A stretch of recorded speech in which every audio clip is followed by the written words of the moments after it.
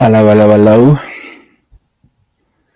Good evening, all. I hope everyone can hear me. I'm just looking, making sure that everything's connected correctly. I've got a hey and a yes, yes. Just type one in the chat if you can hear me correctly. Give me a one or a yo, audio is good. Hello. Give me a one, just so I know. Okay, brilliant. Wildflower. Thank you very much. Thank you, Khalid. Thank you, Mitchell. Thank you, Adam. Thank you, Jay. Thank you, Mark. Thank you, Retain Ascension. Thank you, Censored.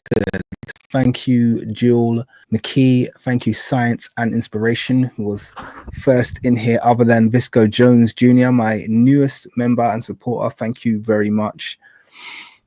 What is going on, people?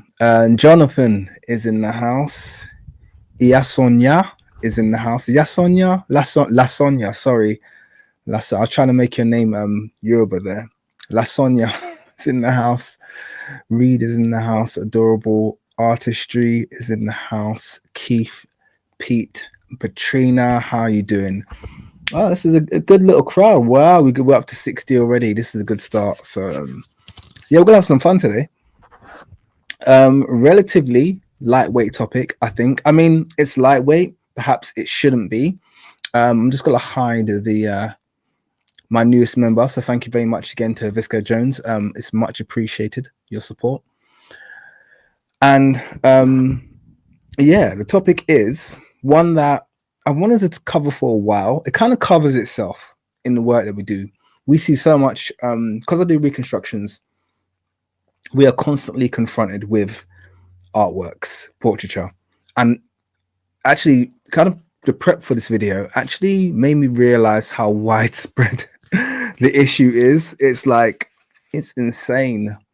It is insane how many ancient relics, I could say ancient Egyptian, but I'm just going to say ancient relics, because those of you who are on my Vatican live stream a few weeks ago will know that this problem is not restricted to ancient Kemet or ancient Egypt. It's actually just seems to be right across the ancient world. We have this fixation with the modification of the faces of these ancient people via the removal of the nose. Now, I'm not going to get into too much. I'm going to give you a bit of a synopsis, a bit of a rundown about what we're going to be doing today, which is essentially really simple. I've found two relatively entertaining videos that we're going to watch.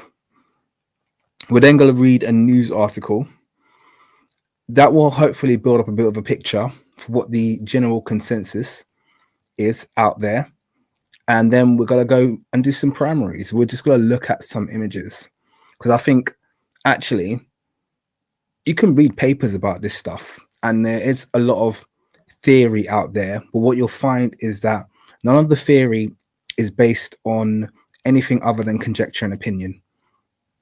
In fact, the preponderance of the evidence supports the fact that they're kind of countering what was Egyptian culture with a lot of the theories. Now, I'm not going to go into too much detail about all that, but I will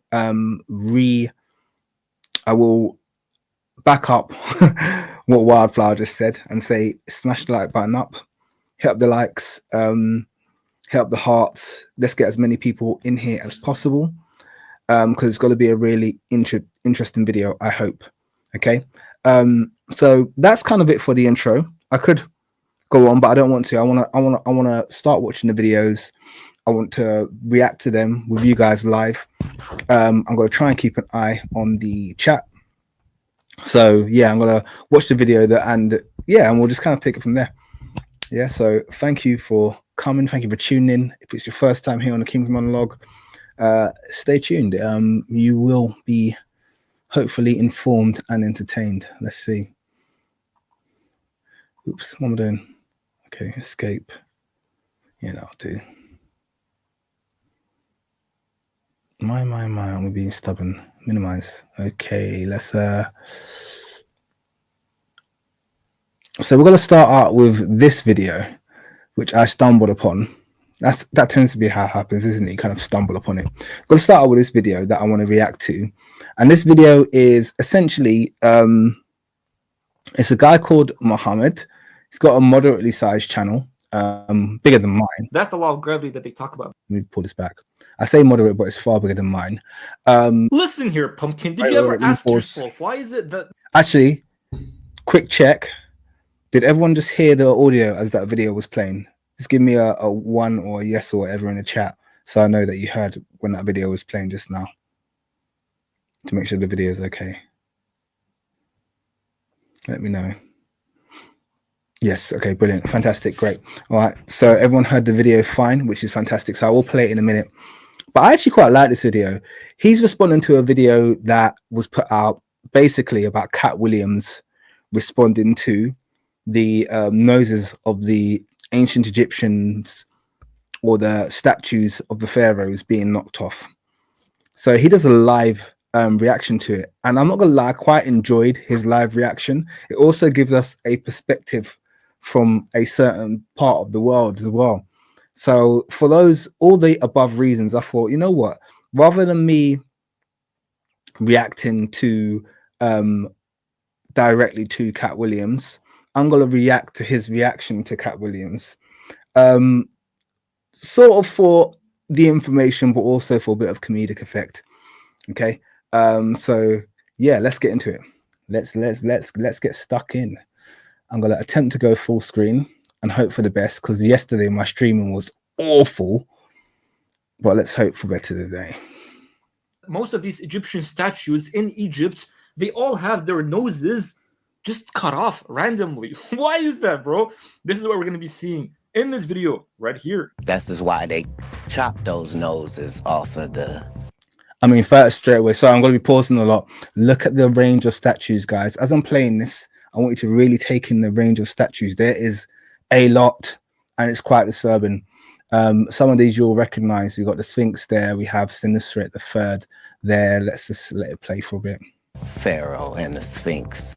Two of my favorite there, Nefertiti and Akhenaten. And actually, a lot of people don't know that these two busts are supposedly based on plaster cast molds of their actual face. So actually, you hear these theories about, well, that's, you know, people make the claims about, oh, the ancient Egyptian artwork is not accurate, but actually, there's plenty of artwork out there that was based on plaster cast molds. So this is even, you can't question the accuracy of it because it was based on their actual faces. And obviously, we have the Sphinx there, looking typically, you know, African. In Egypt, in the first... Senusret the Third and Josa, I believe. I think that's Senusret the Third. Correct me if I'm wrong. I think that's Senusret the Third. He doesn't have his nose on any of his statues, by the way, which is really, really something. Place is because Katt Williams is dropping hidden knowledge again. This guy just left us on a freaking He's one of the few who gives us a peek behind the curtain, where real knowledge is kept from the many and shared with only a few. The insights he shares in this video are definitely eye. That was the triad of Senusret the Third statues, and I believe, if I'm not incorrect, that this is a statue of Hatshepsut. Now, I'm doing a video on Hatshepsut very soon because, spoiler alert, Hatshepsut doesn't have, I think, any accurate portraits. And I know this because I recently did her reconstruction, and I realized how widespread face modification for Hatshepsut is. It's actually quite disturbing. But anyway, let me play. Eye-opening. Wow. Truly mind-blowing. it doesn't matter because everybody in Egypt knew it. None of those people are saying, hey, I came up with this. The more you know how little you know. The more you know. Listen, here's the thing. Before he talks, I just want to jump in on that, saying I really like that. I do like Katt Williams, by the way. I do like him. I'm not going to say I agree with everything that he says, but he seems to be someone who comes from a place of learning and has quite a lot of knowledge and wisdom, and I respect that. And I like the saying, the more you know, the more you realize how little you know. I think I've just butchered the saying that he gave there, but I do like that saying, I have to say. And I do push that to people quite a lot. You know, you have to know what you know, but a part of knowledge is also knowing what you don't know and being happy with what you don't know and being willing to learn in the areas that you don't know. Right. The reason why I'm getting into all these like ancient civilizations, especially ancient Egypt, is because you understand like these civilizations, they knew more about the world than us. They knew more about how to live in the world more harmoniously to take out technologies more than us. So we think because we have an iPhone, because we have a camera, because we have electricity and all these things, we're like, oh, we're so advanced. We have skyscrapers. We have planes. Nah, bro. People back in the day, they knew way more than you and me. So let's see what they know. Muhammad's going in there a little bit, innit? He's going in there, kicking some knowledge. You know what I mean? Well, fair enough, fair play to him. You know, that's a decent perspective he has there. The more you know how little you know. This hits especially hard after watching the entire video. Katt dives into depths that might just scare you, realizing that if what he's saying is indeed true, then it's time for us to start making some changes. Let's dive in. None of those people, none of them. Now, I just want to pause it there because I haven't seen that illustration before. I think that was Akhenaten. Then it's time for us to start making some changes. Let's dive in. None of those. That's Akhenaten and Nefertiti. Nefertiti actually looks like they've done this portrait based on one of her realistic statues, which is good. They've got the features right. People might argue about the complexion, but that could easily be like a Southern African woman looking at her from here. And then Akhenaten here, I think they've kind of like married together his inaccurate artwork and his portraits, and I actually quite like this representation. So I don't hate this. I don't hate this. That's not a bad attempt. Not a bad attempt at all. It looks a bit Somalid there, doesn't he? So that's not bad. It's better than the usual you get out of Egyptology. People, none of them picked a bad place ever. That's when you understand that there's a grid. Yeah. Because nobody's holy people pick bad spots. No. Everybody. Now I think I'm gonna go back there because this is an area. No, we literally just heard that saying, the more you know, the more you realize. That's when you understand this is an area that I have because no knowledge about. You see this here, this kind of like grid, and apparently there's electromagnetic energy in certain points of the earth where they've got all these special monuments, and it's not an accident. I don't know enough. I'm not even going to offer an opinion about that or how it works. I've done no research and I can add nothing to that conversation. So, yeah. Nobody's holy people pick bad spots. No. Everybody understood certain things about the area and long before they had x-ray machines. And if you just went by that in the whole world, you would start to understand, like, the true power of the Vatican and the fact that I was there, as you guys know. I did the video. Interesting place. I feel like as much as I saw nothing. You kind of have to get into those secret vaults if you're really gonna get into the Vatican. But yeah, it's still a place worth visiting. I would say still a place worth visiting, especially if you know what you're looking for. Certain things are based on real shit. Now, hold on. Wait. You understand also why the Kaaba itself is actually like it's a very important place. Like, yeah, it's the place where Prophet Ibrahim built it and made a prayer over it, and now everybody's doing like Hajj and Umrah in Kaaba. But that's not just the only reason, you know that, right? The reason why the Kaaba is so powerful because of the energy around it, the electromagnetic field around it. Certain places on Earth, the electromagnetic field within that place is way stronger than other places. So just the fact that you would go, you'll be charged up. That's why even, by the way. So I find it quite interesting, I have to say though, where the way this guy's speaking now, because my impression is that he's Islamic. I could be wrong, actually. I could be making a big presumptuous, but he's talking about a Muslim pilgrimage there. I think he mentioned the Hajj. And he's talking about the fact that it's situated in a place that's got charged up energy and this, that, and the other. And I'm watching this, I'm thinking to myself, why does that matter to you? And I know this sounds very presumptuous, but if you're kind of following a spiritual belief system that is kind of in line with things like the Kundalini or, you know, your chakras and stuff like that, you know, actual, you know, African and or Eastern philosophies, which actually really subscribe to the whole idea of you being an energized being and the kind of food you eat being important for your chart and all of this stuff, I kind of get that. But as far as I know, the Abrahamic faiths, the dogmatic faiths, Christianity, Islam, Judaism, they don't really put much credence on these kind of things. At least that's my perspective. Feel free to correct me if I'm wrong in the chat. Let me know that I've got that wrong. But it just sounds weird hearing someone of the Muslim faith talking about the importance of energy fields. It just feels kind of a little bit out of place.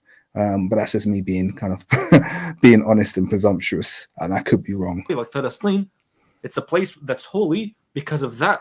And they've built the pyramids in certain spots of the world because of that. Like, this is actually pretty powerful stuff, by the way. And I'm gonna add on to this as well. Sorry, this one I'm gonna go on a bit of rant because he's getting really excited. He's talking about the energy center there and the energy center of the pyramids.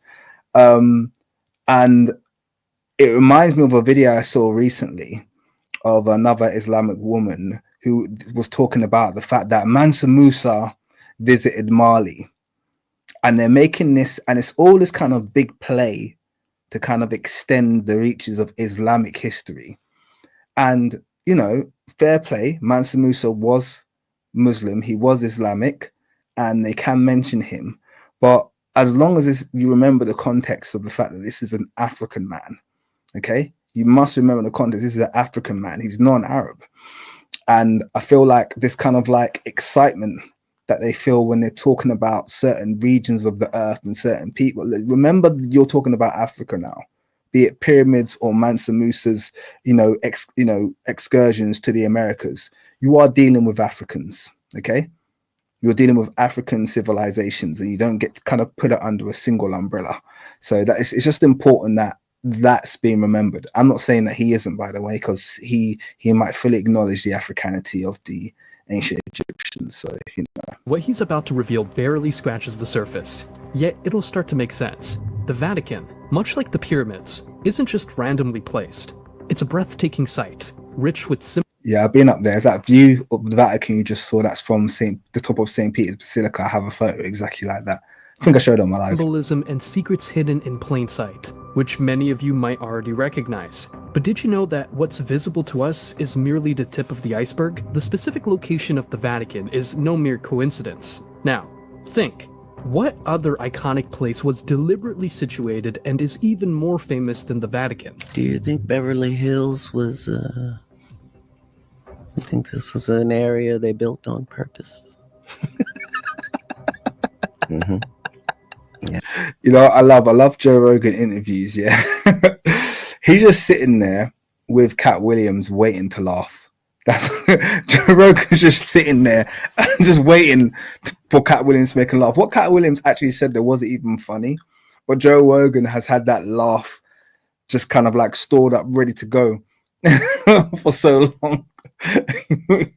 He makes you laugh. I love it when he's kind of like in the presence of these great comedians, man. He literally can't help himself. So it's funny. Yeah. Was Hollywood is not really. Listen, you know what this is getting into, man? So there is this is some crazy stuff right here. They say there is some theories, right? Where there were like the Jews, as soon as they entered the US way back then, this is all hidden history. No one ever talks about this. As soon as they went to the US, they knew that this was the actual promised land. They saw all the big trees, then they were like, cut all the big trees. So that's why if you go through, you'll see images back before the 1800s. Somehow there's images, but it's all big trees, to the point that even if someone is standing next to the big tree, it's like, wait, how is this tree is way bigger than the trees that we have right now? And I've heard that actually before. I've heard about, I'm not sure about, it being the Garden of Eden, because I don't really know where that was, and I'm not going to subscribe to actually knowing where that was. Even though on a live stream, me and Smash were talking, and you talked about the fact that, obviously it mentions Kush, but that's neither here nor there. I have heard about the large trees in America. Apparently that is a thing. Apparently you got remnants of it in the petrified woods somewhere near the Grand Canyon or something like that, and you can see the remnants of these giant trees, which is quite interesting. I don't know. It's just something to know, part of history we never really talk about. It's just because they say this is the land of deception. Some say that this was the Garden of Eden. The west of the US is actually the garden. Is theories. They say it's the Garden of Eden, and this is why the biggest company in the US, which one is it? Apple, the bitten Apple. And now everybody is using the iPhone because of that. Like, That's an interesting theory. Obviously, everyone loves a good conspiracy theory. We've got nothing to back up this proposition, but it's an interesting theory. I like it. I like it. I always like good stories told with a bit of passion. What can I say? Why is it that the icon is a bitten apple? They say it's because this is the symbol that Shaitan used to deceive Adam alayhi salam. And now everybody, the children of Adam, they're all using that same device. And what do you use to sin? Like, what's the root of sin? iPhone. You want to go have a drink? Go to your iPhone. You want to go meet up and do zina? Go and use your iPhone. You want to go and watch pornography? Go and use your iPhone. I hope you guys don't mind. I'm going to speed it up slightly, just so watching this back doesn't take too long. So I'm going to speed it up just a tad. All of that stuff. And so even Hollywood. Like, this is some crazy stuff, bro. There to entertain you. Like, that's great that happens. But if you think about it, Los Angeles is a curious name, translating to the angels in English, which already sets a mystical tone. Then there's Hollywood, a name that really makes you think when you break it down. Holly and wood. Jordan Maxwell often discussed this, explaining that the name derives from the Druids who used a piece of wood from a holly tree to make their scepters. While I'm not saying it's outright magic, when you consider what Hollywood does, how it alters perceptions, changes beliefs. Habibi, the US is the land of deception. The US is the land of magic. You'll see anybody that goes to the US, the very first thing that's going to happen is that they're going to prosper in the dunya world. That's the first thing. No matter who you are, you could be the dumbest person. Even if you're living in the ghetto, you're still living way better than other people that are living in third world countries. But it's the land of deception because it's the land where magic started. You understand that? Like, back in the day, the world wasn't like different continents. It was just Pangea. Yeah, so I don't see. I get what he's trying to say there, but I don't agree that you can just go to, the US doesn't work the same for everybody. This is the whole thing. This is the whole fugazi of it. And this is a thing, actually. I was having this debate recently with people on this whole kind of conspiracy. What you find is, since that thing that happened back in 2020 that you all know what happened, everyone's a conspiracy theorist. And when I say everyone, I mean everyone who ever had a question mark about anything now has the support to kind of say, and the eyes to kind of see, hey, something's going on. We're not being told anything. But also what's happened, and I'm sure you guys have heard as well, is that, like, conspiracy theorists, people who kind of like maybe agree with you that this world is not in the right place and are kind of conspiratorial, a lot of them are racist. A lot of them are crazy. You got a lot of them are far. So it's kind of like it throws you into this world where you're surrounded by people who are absolutely nuts. Unfortunately, they're the only ones who actually can have any kind of empathy for. So you've got these people, and obviously they don't care. And the point I was going to make is, everyone now has got a theory about kind of like this conspiracy and that conspiracy going on. But the biggest conspiracy that's ever going on, that's ever went on, is still going on. The biggest conspiracy ever was the invention of racism. That's the biggest conspiracy. That's the unjust thing that's still happening. That's why he can get on this video and talk about, anyone can go to America and prosper. Yeah, well, you can go to America and prosper, yeah? But don't talk to, there's still a population within America that find it very hard to prosper, okay? Still living under apartheid laws in certain parts of America. There's still sundown towns in certain parts of America. That's the biggest conspiracy, and it's the one that no one wants to pay any attention to. Everyone's upset now that the quote-unquote elites are basically letting everyone have it. You can all have it. They're kind of like, yeah, everyone can get it. But they're still not willing to relinquish their racial privileges. They're still not willing to acknowledge the actual ground, the foundation of the very system that is actually oppressing them. The foundation of every system of oppression is based on racism.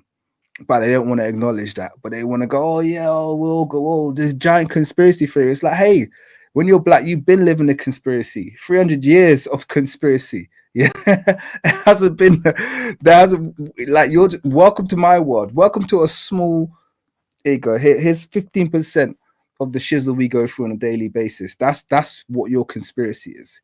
you know. So there you go, man. And magic, it all started all the way in the US. And then that's why you'll see everything that's coming from the US, all of it is just deception. This is why I was talking, I'm like bro, the globe, Earth and stuff, where did that come from? Straight from the US, straight from NASA.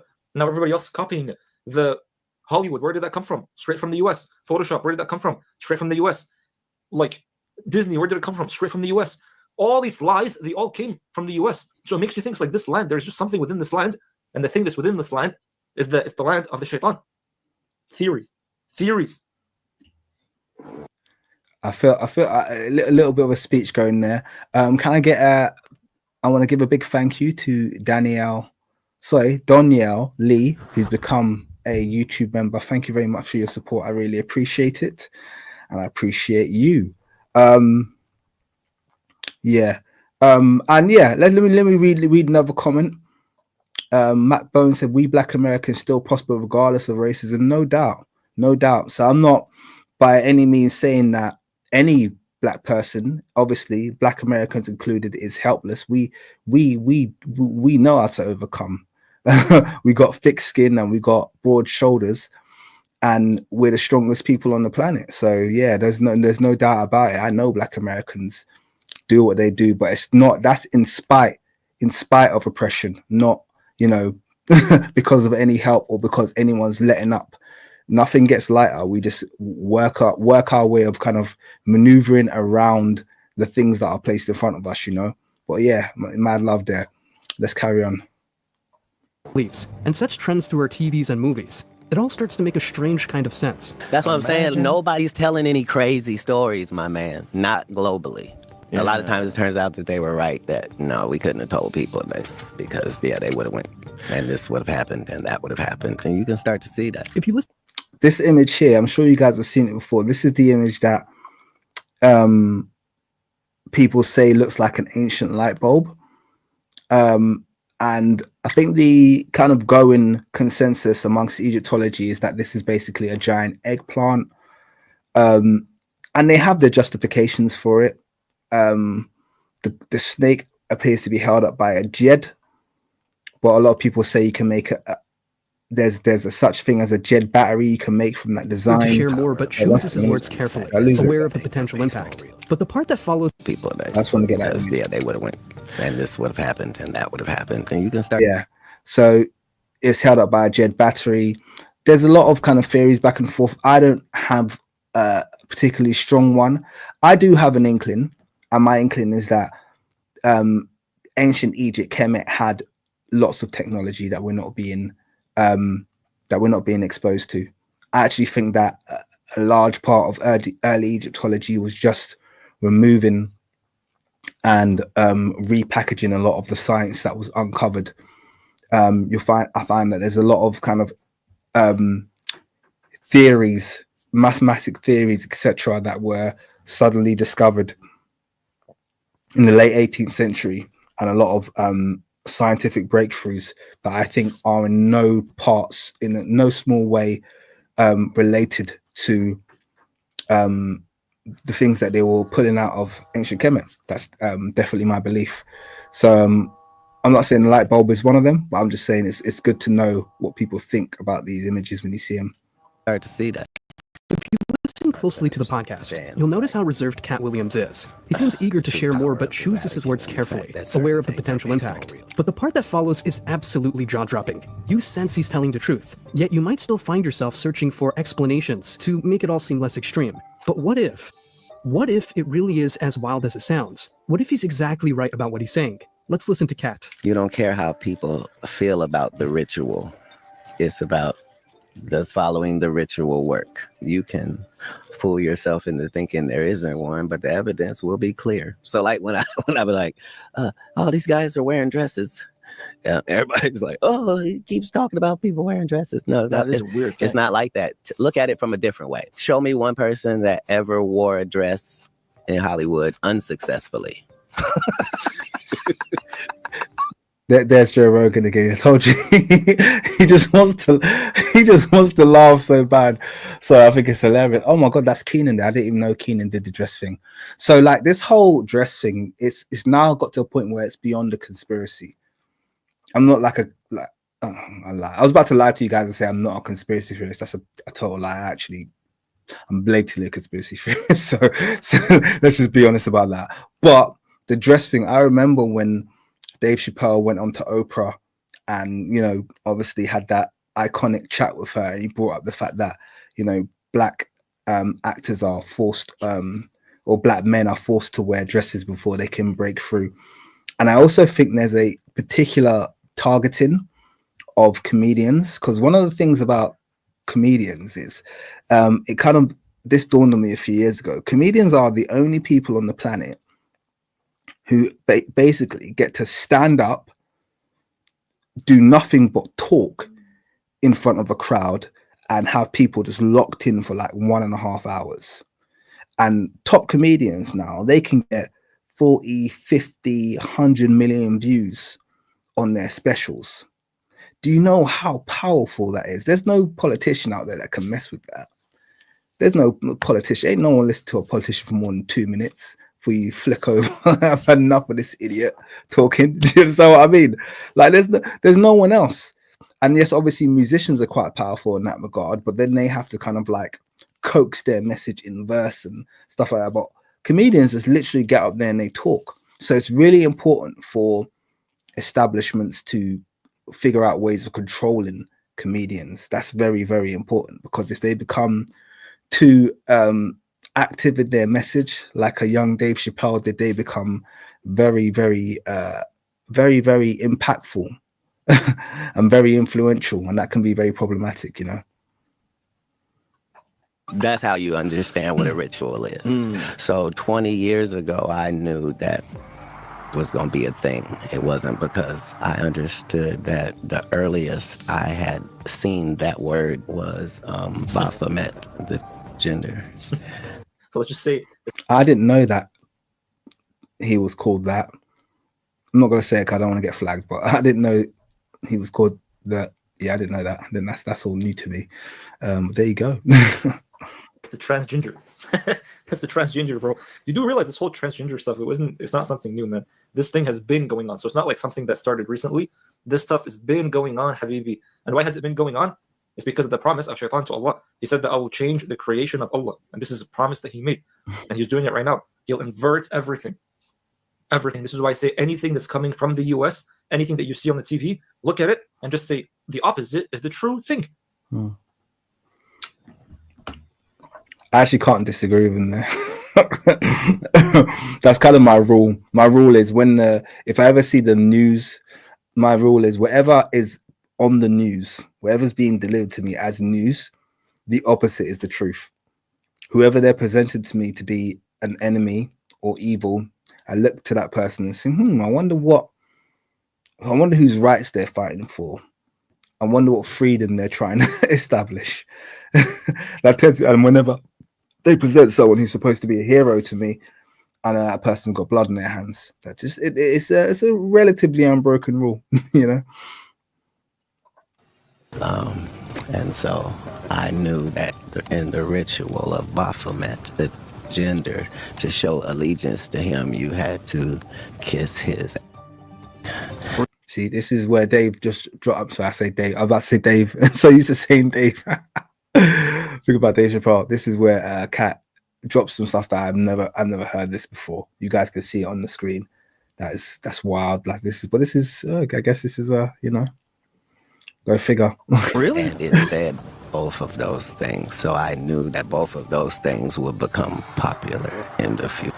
Calling people the goat would be normalized over the sheep being always the most popular reference. See, and that's quite interesting because I use that phrase quite a lot, calling people the goat. I don't know if anyone uses that. Yeah, you're the goat. And obviously, and we know it means greatest of all time. But isn't it something? There's got to be a little something in that. The fact that we all go around calling people a goat as a compliment. And, I don't know. That's there's something in that. There's something in that, I guess. I warned you this might get a bit wild, but think about it. You've seen it on TV all the time.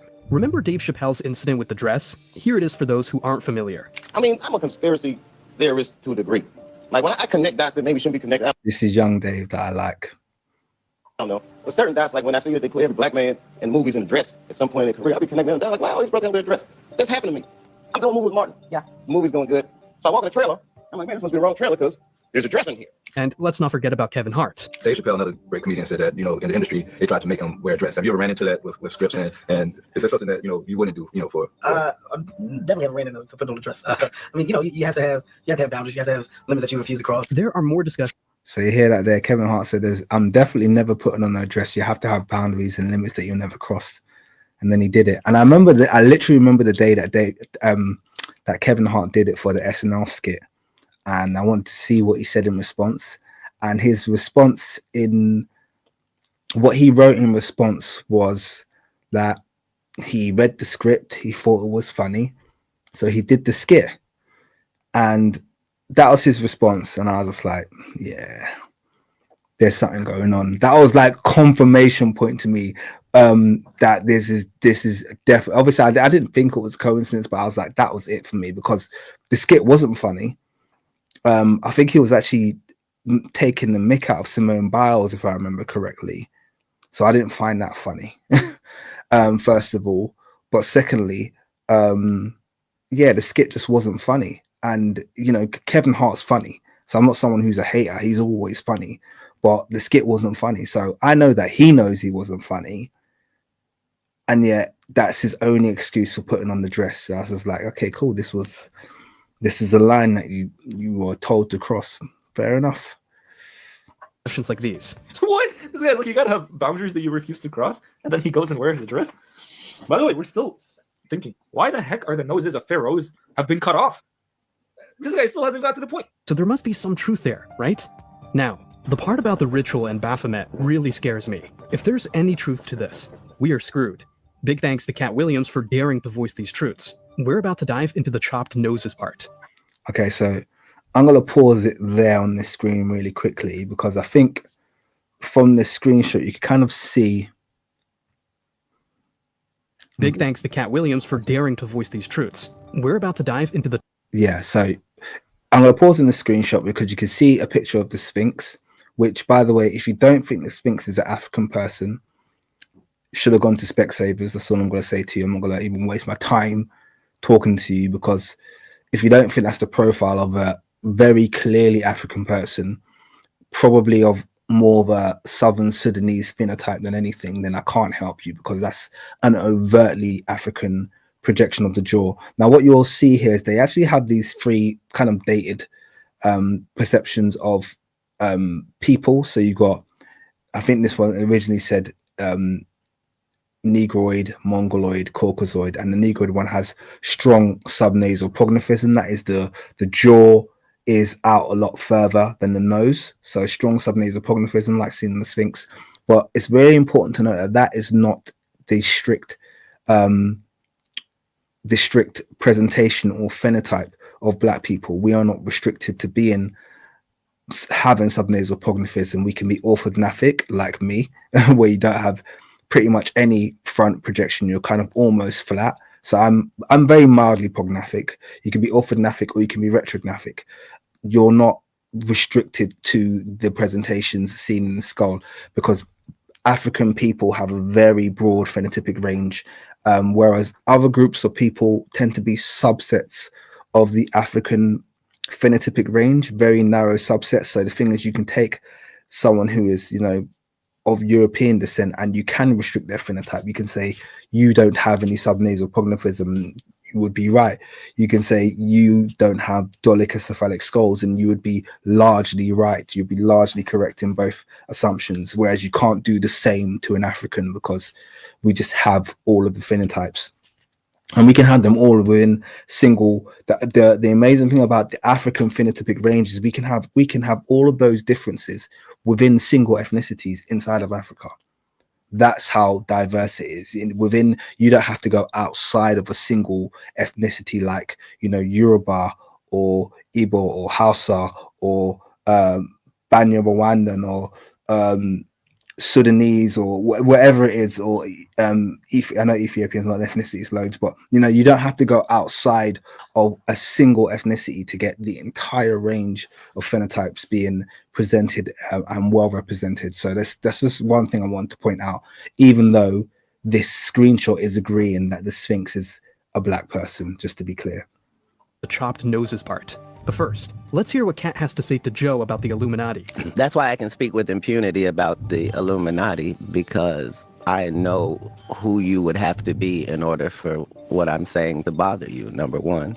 Right. Number two, I know your big secret. I know that you're not the Illuminati, I am. So...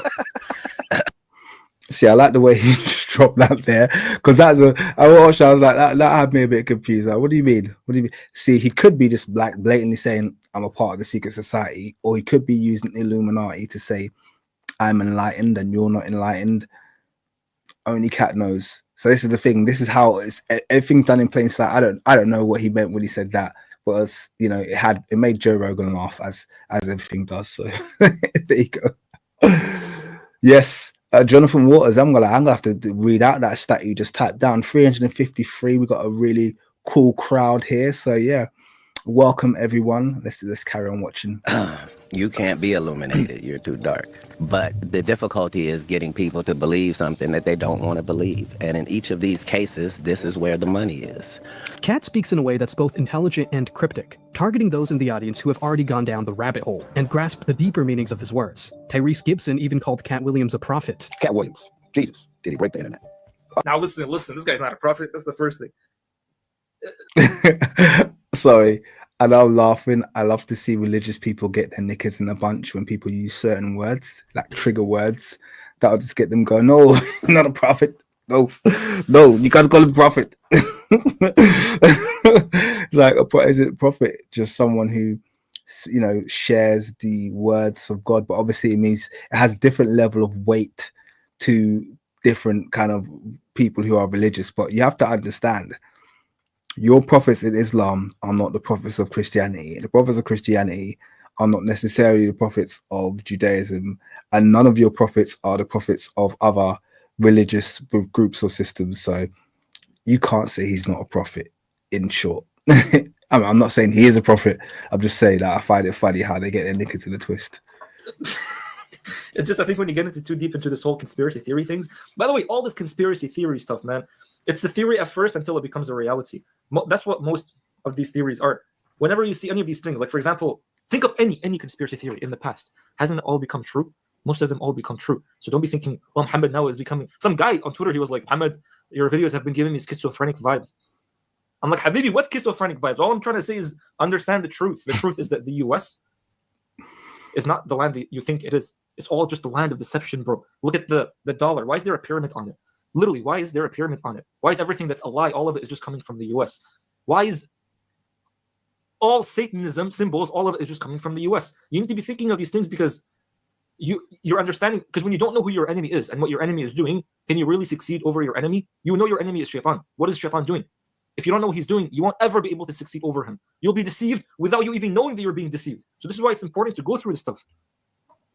You know what's interesting, just to kind of how he's kind of like mentioned the fact that he's not a prophet, and then he's mentioned all these conspiracy theories and the fact that he's been people like within his community are kind of like, hey dude, like what's going on? So it feels like he's kind of on this journey.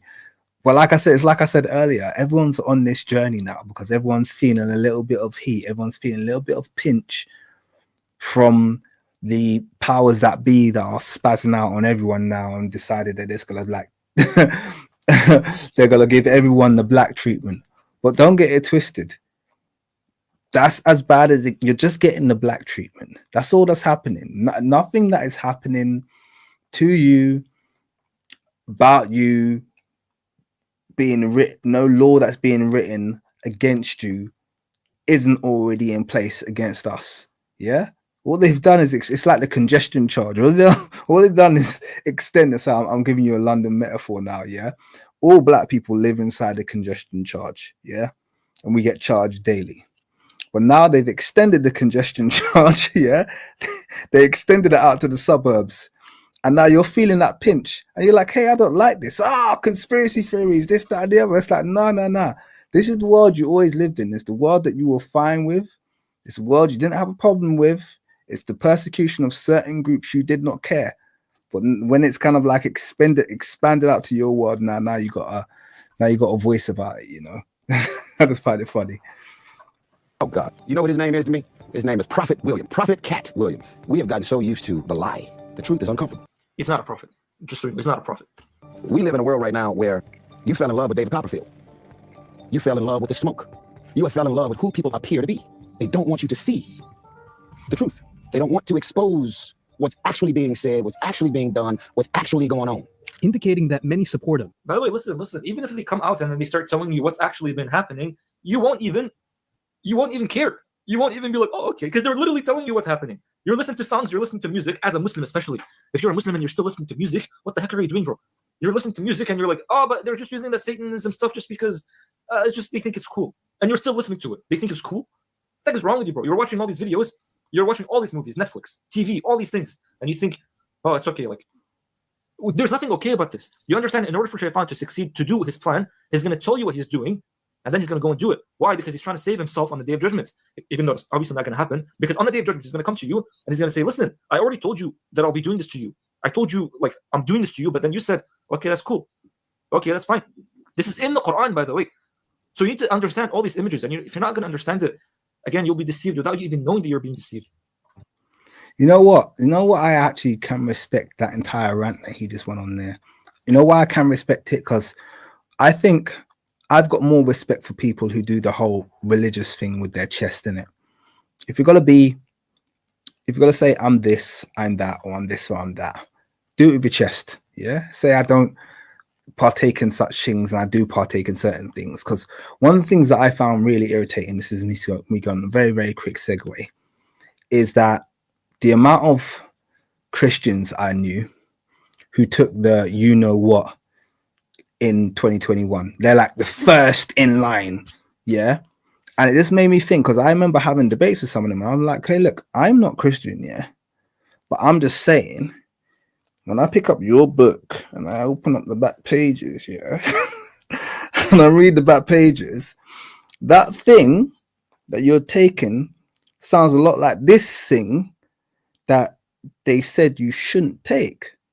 So why are you taking that thing when it sounds a lot like, oh, it's not the same, when everyone is expecting, when prophecy is fulfilled, for it to be so easy to identify? And I just think, like, you're supposed to be of a certain religion, yeah. And I'm sure when, like for instance, when Jesus came in the Bible, I'm sure no one really knew he was the Messiah when he was there. Yeah. Once again, this is if you're religiously inclined. I'm sure it was the Pharisees. They just thought they were killing some blaspheming, irritating dude who just used to always try and show them up. They didn't think they were killing the Messiah. Yeah, they thought they were killing some annoying dude. You know what I mean? They weren't like working for Shaitan, as he calls him. You know, they were just doing their normal day-to-day thing and thinking that the world was going to carry on ticking on, and they didn't know that they were doing, if you're that way inclined, once again, committing the ultimate sin and putting the Messiah to, and isn't that going to be the same? Do you understand what I'm trying to say? Isn't it going to play out the same? Like, if you're going to say you're religious, yeah, and you do certain things, you need to be kind of on your game, innit? Be on the ball. Otherwise, what are you doing it for? Otherwise, just forget it, leave it, and, you know, enjoy the world. Though they might be too fearful to speak out due to the potential of losing everything. Here comes the part where he explains why all the pharaoh statues have their noses. Look at these statues now. We're going to get into the statues. Just look at the statues and look at the targeting of the noses. Chopped off. Amazing. Again, it makes you think. You probably wonder, why do white people pay so much attention to black people? That's a question I've always wanted to know. I love the way, sorry, I'm just going to have to go into this real quickly, yeah? I love the way Katt just breaks into this, yeah? Because this is just, see the energy he's got here. This is just me. It's one of the questions I ask a lot. Why do you pay so much attention to us? Like, what are we doing? Why are we always your number one concern? I put a video up on my channel and I've got dedicated people who will comment. And I'm talking about these people comment 20 times a day, different videos. They're the first, they're in my bloody live streams. They don't like black people. They don't like my channel. I'm like, what are you doing here? Why am I such a concern to you? What is it? What is it? It's wild. Now, obviously, I know why. I'm not gonna say why, but I know exactly why they're there, and I know exactly why they're obsessed with us, and they know why they're obsessed with us. The problem is we don't know largely why they're obsessed with us. Yeah, we're kind of confused, by it. But if you knew your history, if you knew our history, then you wouldn't be confused about it. The monitoring of your behavior. Wildflower called it a monitoring spirit, but the monitoring of your behavior, the need to keep a lid on you is a necessity. It's an absolute necessity when you realize who we are. That is. If they don't like them, you would think if you didn't like something, why would you be paying attention to it? I don't pay attention to things I don't like. The liar knows what lie he told. You see what I'm saying? So even if I made it deceitful and I made you think that the answer is over here, but the answer is really over here, I'm still going. And just to add to that really quickly, no one hates people that are relevant. I always say that to people. Yeah, no one hates. If all these different people around the world hate you, it is for a reason. Okay, you have to understand that. If all these different people around the world really, really dislike you, it's for a reason. I said it on a podcast the other day. I said, it's like, imagine just waking up one day and be like, I flipping hate Eskimos, man. And them damn snow flipping, snow scooping, igloo building idiots. I can't I hate Eskimos. Like, people will be looking at you like, dude, are you good? Are you good, man? Like, but you'll meet people who have never met black people in your life all across the world. China, Japan, all over South Asia, Russia, Europe, and the one unifying thing all of these different people have, they hate black people. Why is that? You have to ask the question, why is that? Why do they hate black people? There's a reason, because we don't just wake up and randomly hate an irrelevant group of people who don't have any financial clout in the world. Because let's be real, black people have very little financial clout in this world. So why would you hate them? There's a deep underlying reason why they dislike black people. Gonna be looking over here. Me, the one that tricked, because I know this is the right answer. Black people have lost their identity, but our oppressors have not lost our identity. That's just why they chop those noses. Amenemhat III and Josa over here, and you can see these are very clean strikes through the nose. Off of the Pharaoh and the Sphinx in Egypt in the first place is because without this nose, we can tell you this is whoever it is. But with that nose, it can only be. And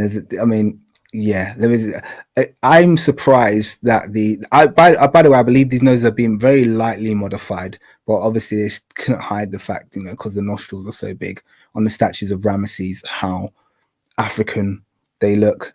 So they managed to survive even the move from Abu Simbel up the mountain, which was a phenomenal feat, by the way, moving an entire temple. And, just consider if they can move a temple from the bottom from inside of a mountain to the top of a mountain, I think up something like 700 feet. It was 70 meters they raised it. Think about what else they could move. Just consider that. I'm just going to kind of leave that out there. But his reaction is priceless now. Why would somebody vandalize a whole face and only vandalize one part? Nobody wanted to knock an eye off or take an ear off or no chins missing. No, just the nose. Because it's a brand. If you take a close look at the statues' faces, you can start to see the similarities Katt is talking about. Who knows? We live in an era where it's hard to know what to believe anymore. What's real and what isn't. We often just accept what the so-called experts, like major historians. because I can see an existential crisis going on here. Sorry. Let me carry on playing. or scientists tell us without a second thought. But I think it's healthy to have your beliefs challenged sometimes. I really admire Katt for what he stands for. We definitely need more people like him. However, it's not all doom and gloom. Watch how Katt... Hold on, brother. Hold on, brother. You're telling me that the entire reason why they chopped off the noses of the Egyptian pharaohs is just because they're trying to hide that the pharaohs back in the day used to be black? They're African, bro. What does that mean? He said they're African, bro, and then he laughed. What does that mean? Does that mean you're admitting they're black? They're African, man. You ever seen an Egyptian? You ever seen an Algerian? You ever seen a Moroccan? They have the same noses. Same noses as who? Habibi. Same noses as Ramesses on that statue we just saw? Habibi. They have the same face structure because they're African. They came from the same land. They don't have the same face structure. So you saw the subnasal prognosis on the Sphinx that we just saw and on various of those statues. That is not a common face structure in North Africa. Let's be honest, okay? Let's be honest. And who said that Egyptians are not Africans? No one said that. I never thought this would get into shaking my head, bro. wraps... And you know what's hilarious about this, yeah? Like I said, I like this guy, yeah, but you know what's hilarious about this reaction, yeah? Is that you've seen this guy sit down. He's spoken about Hollywood. He's spoken about Baphomet. He's spoken about trans this. He's spoken about energy fields and pylons. He's spoken about he's spoken about everything, yeah, and he has been accepting of every single theory that has been put out. He's like, yes, this is happening, yes, because of this, yes, and this is how Shaitan takes over the world. This. But the moment the only theory he's disagreed with is the one that was the most obvious, yeah, which is that in and around the 18th century, the people who had enslaved the entire or almost the entire race of black people around the world came across a civilization where the statues looked like them, and they said, well, this isn't any good. We can't have this because everyone's gonna know that what we're doing don't make any sense, because this civilization happens to be where everything's come from. So we need to hide the fact that these people we've enslaved all over the world, yeah, created this civilization. Let's get rid of these noses. Now that is a very logical, in fact, of all of the of all of the conspiracy theories, yeah, that has been dropped in this video, this is the one conspiracy theory that you have a problem with. Do you understand what I mean? I think it's wild.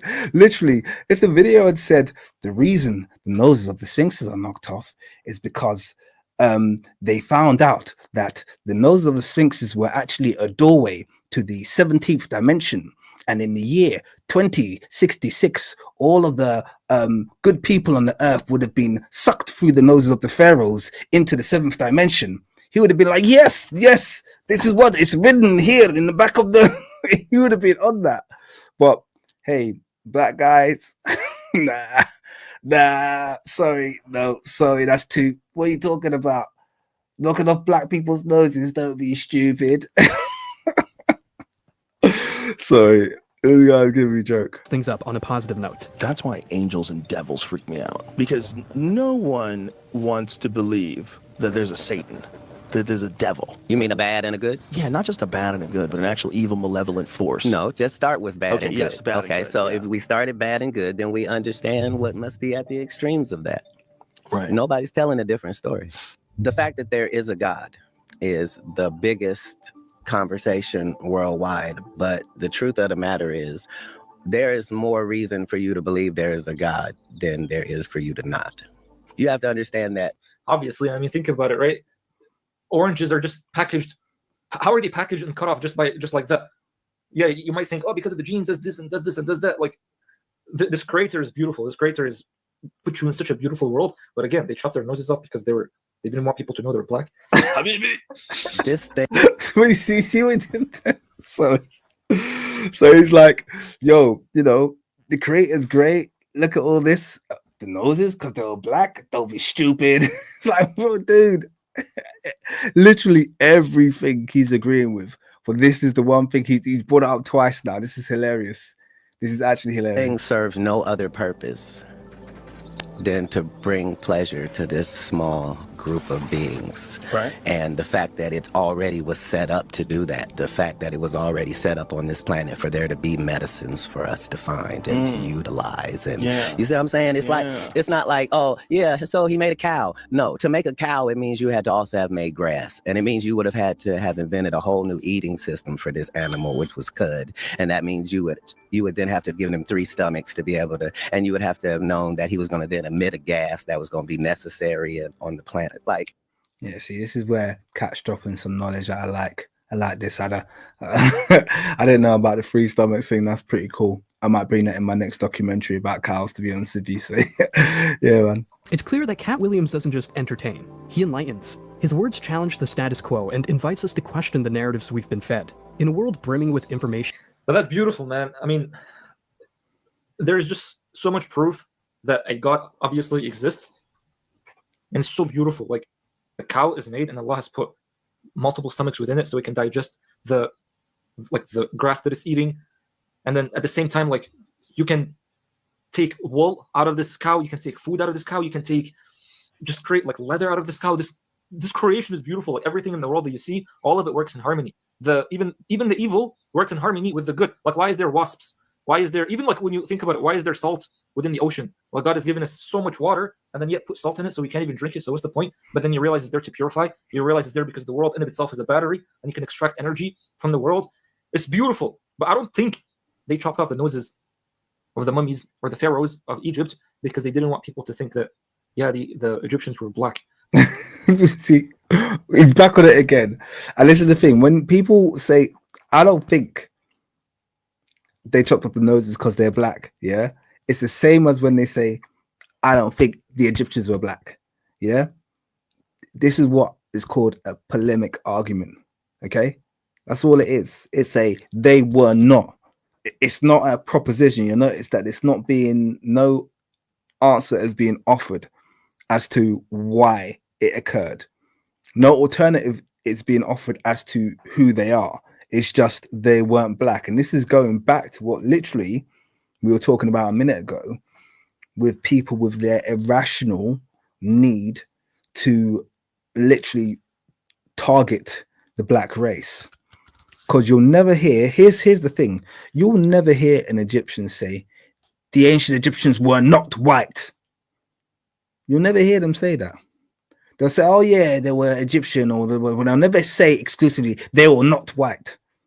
But they will definitely say they were not black. That is something that they will definitely say. So this is, you can see where the energy is towards. And obviously there's always a reason for that. People don't oppose you. People don't come against you simply for the fact that they just randomly don't like you. Just like it's impossible for you guys out there. If there are any Eskimo haters out there, get some help. But I don't think there's anyone out there who just randomly, hates Eskimos, you know what I mean, or some other irrelevant race. You know, it has to be a reason. Hey, yo, Drazzy, how you doing? Big up yourself. All right. I'm sure you guys are. I'm done with this video now, by the way. I don't think we have that much more. I did just want to kind of get the reaction of this guy reacting to the nose, because I thought it was quite funny. Look, a lot of people are like, you can't give this guy props. I'm like, you know what it is, He's got a channel. He's got 300k followers. He's putting himself out there. I'm always going to show a bit of love. I don't see him as an issue. You know what I mean? We do what we do on this channel. We'll carry on spreading the truth. I respect him. A lot of people don't have the guts to even, say anything, really. Do you know what I mean? So he's always going to get a little bit of respect from me, but that's just me, personally. Let's move on anyway. Let's move on from that video. We done that one. I want to show you the next one now. So yeah, big up yourself, Mohammed. We're going to close you down now, though. I'm going to go to another video. Now, by the way, I warn you guys now. I do warn you guys. This next video, by the way, 444 watching us live. What's going on, people? What a crowd. Fantastic. We'll keep it moving. This next video, by the way, if that last one irritated you, I'm going to be real. This one's going to really irritate you. Okay, so you're getting an advance warning right now. This one's going to really irritate you, but it's important we watch this one. That last one was just a bit of entertainment. Some of you probably just came in and get pulled in because of the Katt Williams thing. But this video is important to watch because this is where you're going to get the academic argument for why the noses have been broken off. And I think it's important that we understand what the academic arguments are, just so we can understand how stupid they are. And when we understand how stupid the academic argument is, it makes it a lot easier for us to then be able to basically assert with confidence exactly what's taken place. Because I think everyone on a subconscious level knows, no pun intended, what's happened to the noses of the pharaohs. But I think we have probably never made massive attempt to kind of like, let's collate some of this understanding. Let's actually have a look individually at some of this damage and see if we can make sense of what's going on. So that's what we're going to do. We're going to watch one more video. It's only 10 minutes long. I will interrupt it, so it'll probably go on for longer, but it's only 10 minutes long. And then afterwards, we're going to look at images. Okay, we're going to look at primary damage that has taken place, and we're going to make decisions about accidental versus purposeful, corrosion versus vandalism, etc., etc., iconoclasm versus colonialism. We're going to do all of that today. Okay, so let's get started, guys. By the way, let me just say something very quickly because I can see the chat's a bit fiery. I trust my moderators. Okay, guys, I do trust my moderators. So please, if you see someone's name and it has a spanner next to it, my suggestion is that you keep peace with them, because if you start running it with them, they'll ban you, and I haven't got the time to double check who they're banning, and I trust them. So moderators, please do what you do. I do trust you. If there's people that aren't doing, you know, that are being distractive, feel free to do what you need to do. Okay. Let's get cooking in this one. So why do so many Egyptian statues have broken noses?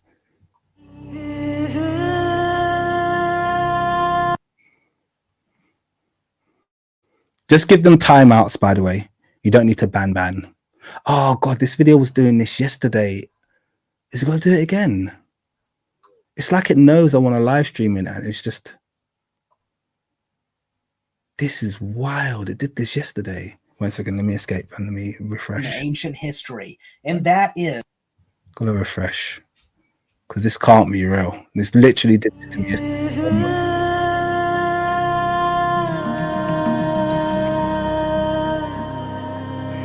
It'll be a repeat. No, this is unreal.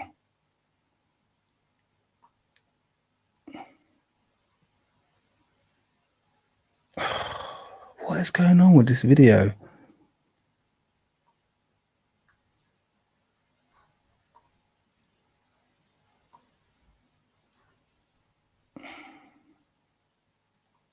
This is wild. It really doesn't want me to stream this video. It doesn't want me to debunk this video. That's really annoying. This is crazy. I don't know why it's doing this. I tried to do a test run yesterday with this video and it was doing the same thing. I thought, oh, maybe it's my internet and it will come back, but it's doing the same thing.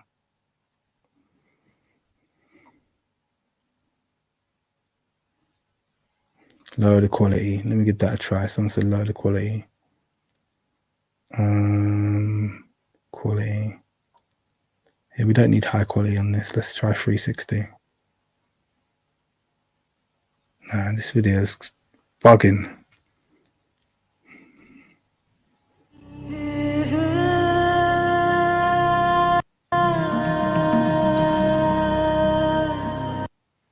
It's definitely something weird going on with this video.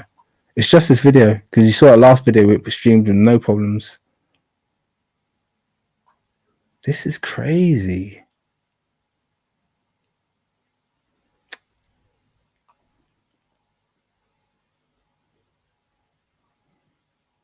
I'm gonna try one more time, and then we can just skip over, and I think we'll go to the article if I can't get it working.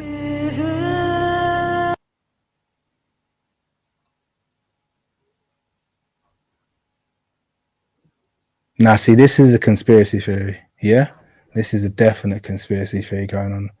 I do have an alternative account. Let me try that. Let me try. That's a good idea. Let me see if it works from an alternative account. This is crazy. Well, my alternative account has ads. That's the problem.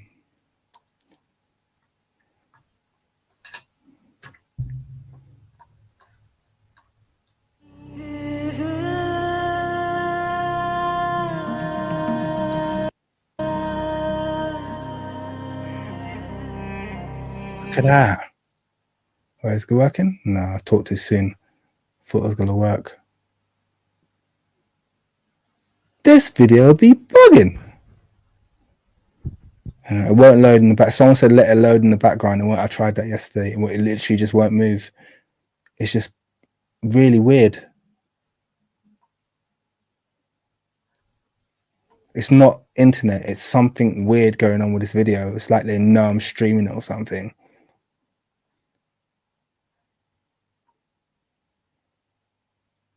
Yeah, this is weird. Okay, cool.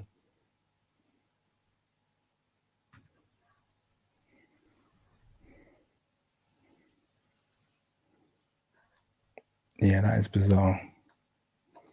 And I know my internet's fine because I'm live streaming right now. Barksdale, and today I am here to guide you through one of the most debated and heatedly discussed topics in the ancient history, and that is ancient Egyptian statues and defaced noses or missing noses. Look at that. So it's playing until I put it on the screen.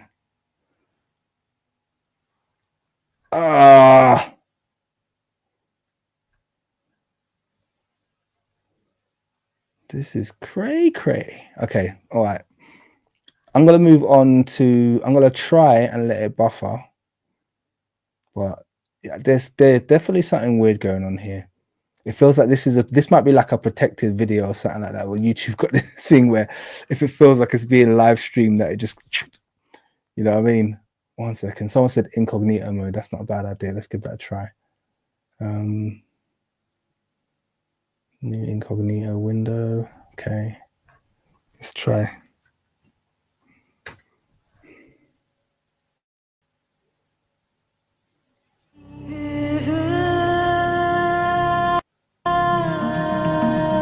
No, it's doing the same thing, man. This is crazy. Accept all.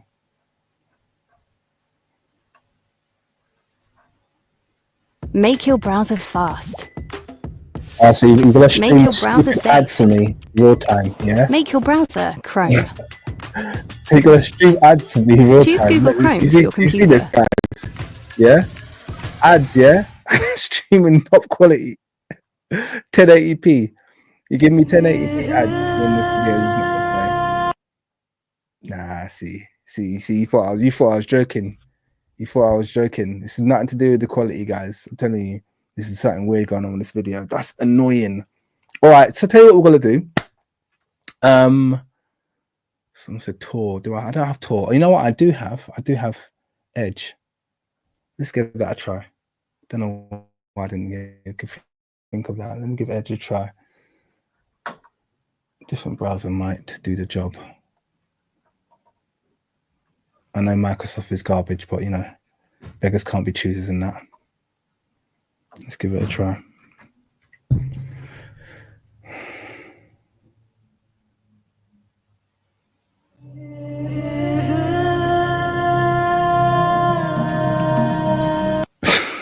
Nah, this is something wild going on.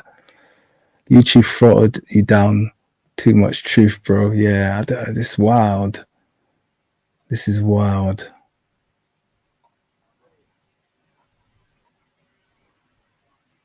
They know I had planned for this video as well. It's 9:15. How am I already underwater? I'm in the same boat. You guys are seeing these 1080p ads, yeah? Really just fix Yeah, so you know this is no conspiracy theory. This is mad. All right, cool. No worries. Let's not slow it down anymore. I'll come back to that video, or maybe we won't come back to that video. Yeah, you know what? I might try and download it in the back when we get our next section going. So actually, what we're going to move on to now then is an article, because this article does actually touch on some of the stuff that's in that video anyway. Okay, so let's try. Someone says clear my cache. Should I give that a try? Let's read the article and I'll clear my cache in a bit. That's a good idea though. I'll try that and I'll come back to it. So it says ancient cancel cultures, the defacement of statues in America replicates a tradition going back millennia. So let's have a read. All right, so amid pleas for racial justice, protesters across the United States have mutilated hundreds of monuments. They have decapitated statues of Christopher Columbus. By the way, this is dated 2020. Okay, so I think you guys remember when this is all going down, but there is a reason I'm reading it, so stay with me, okay? Spray painted graffiti on memorials to Robert E. Lee and mutilated tributes to Jefferson Davis. As statues tumble, a national conversation has emerged about American monuments. For some, the defacement of monuments, particularly those dedicated to Confederate leaders, helps debunk myths of white supremacy. For others, their destruction equals vigilantism and lawlessness. And by the way, we had the same thing happen in the UK, where they pulled down statues of people like Edward Colston and all these various people. And also want to make something very clear for people who don't know. When that took place in the UK, that had nothing to do with black people. I need to make that very, very clear. Black people don't pull down statues in the UK, okay? Black people get 4 years to life for stealing bottles of water during riots. Yeah, we're not stupid enough to go and pull down statues. All the people pulling down statues had scarves over their heads and as in wrapped around their faces so you couldn't see who they were, and none of them were black. I guarantee you that no black person was brave or stupid enough to pull down a statue. This was definitely a move to pull down monuments that a certain sect of our society find offensive for various reasons, and it wasn't the black portion. So I'm just going to quickly throw that out there for any of you who thought that during 2020 there was a whole bunch of black people pulling down statues. That didn't happen. The result of months of protests over racial injustice and monument destruction may seem like a modern form of American political speech. It's not. As an anthropology professor, an archaeologist who has written about how ancient peoples navigate their past, I believe it mirrors an age-old practice long used to discredit once revered people and repudiate once venerated ideas. Yes, this is a very normal behavior for people who are of the Vandal lineage, okay? People of the Vandal lineage, hence the word Vandals, it comes from a place. Power in the present. In response to the recent defacement of monuments in the US, President Donald Trump issued an executive order in June stating that his administration will not allow violent mobs to become the arbiters of the aspects of history that can be celebrated in public spaces. He added that the protesters' selection of targets revealed a deep ignorance of history. I wonder if they got a pardon in this recent executive order. Sorry, I know I don't do politics here, but that's quite interesting. Anyway, President Trump is partly correct. The recent destruction of monuments is about power in the present. Protesters today, like their ancient counterparts, have challenged the social order by questioning who should and should not be publicly venerated, who should be remembered or forgotten. Now, this is where a question mark should be rising, because this is given the impression, or at least purporting the impression, that the destruction of artifacts is something that could be done by, common people, which I don't think there's a historic trait of that being the case. But Trump is also mistaken. Those defacing monuments are not oblivious to history, power in the past. Since at least the 3rd millennium BC, economically, socially, and politically marginalized people have questioned authority by mutilating public images of rulers. And those in power have destroyed monuments to reinforce their authority and erase the names and accomplishments of their predecessors. This is where we get into that whole realm of speculation. this idea that in the 3rd millennium BC, now there wasn't many civilizations about there, and there certainly was even less civilizations who were building monuments and statues. In fact, the only one I can think of is Kush and Kemet in terms of what we know about modern history. Mesopotamia didn't really start building large monuments in terms of statues until about, you know, almost 5 centuries later than that. So it's interesting that they've mentioned that, because obviously they are, you know, linking to that. So as an art historian, Aaron Thompson recently explained the destruction is the norm and preservation is the rare exception. Yeah, that's a strong statement. Okay, we're going to see if that gets contradicted later. Akkadians, who lived in Mesopotamia, this is what I was talking about, between about 2300 and 2150 BC, created bronze likeness of one of their living rulers. This portrait probably represents King Sargon of Akkad, known for conquering nearby Sumerian city-states. Although the likeness initially glorified the king, it was later purposefully mutilated. Akkadians cut off its ears, broke its nose, and gouged out one of its eyes. Look like a brother to me, but anyway, that's just neither here nor there. That's not what we're talking about here. The point being, this one was vandalized, and they've used a broad term to say Akkadians. Okay, who out of the Akkadians did that?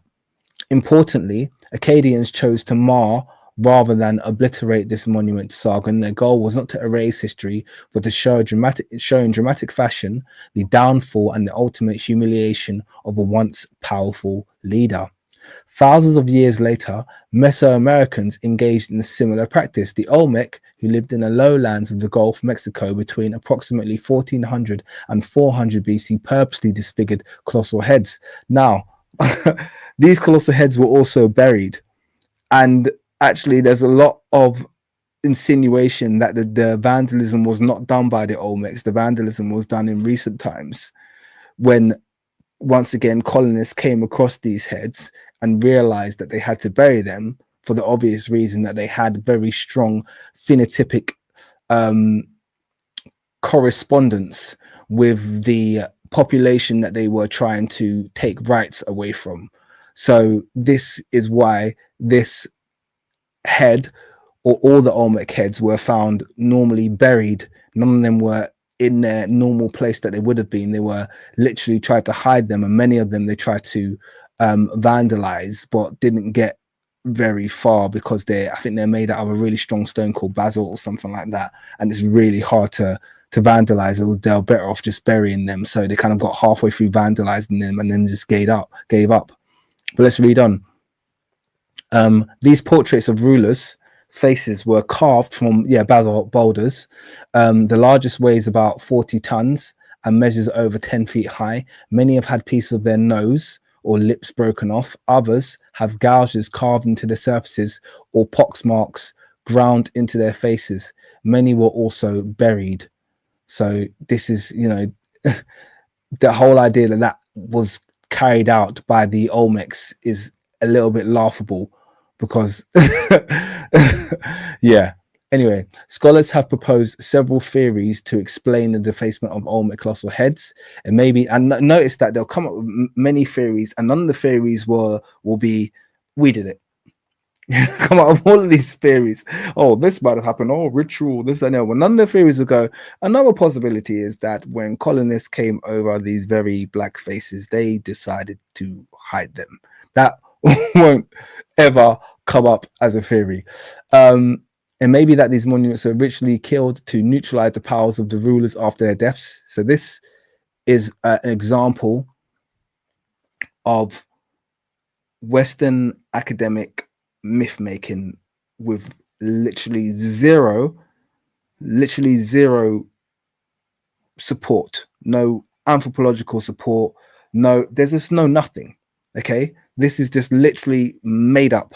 and they there's no support for saying the power, neutralize the powers of rulers after death. They don't even know what the belief system was in terms of the afterlife in this region. They're just literally pulling this out of their what. Or it may be that incoming rulers deface the heads of their predecessors to help justify their newfound authority. Once again, speculation. speculation without any justification.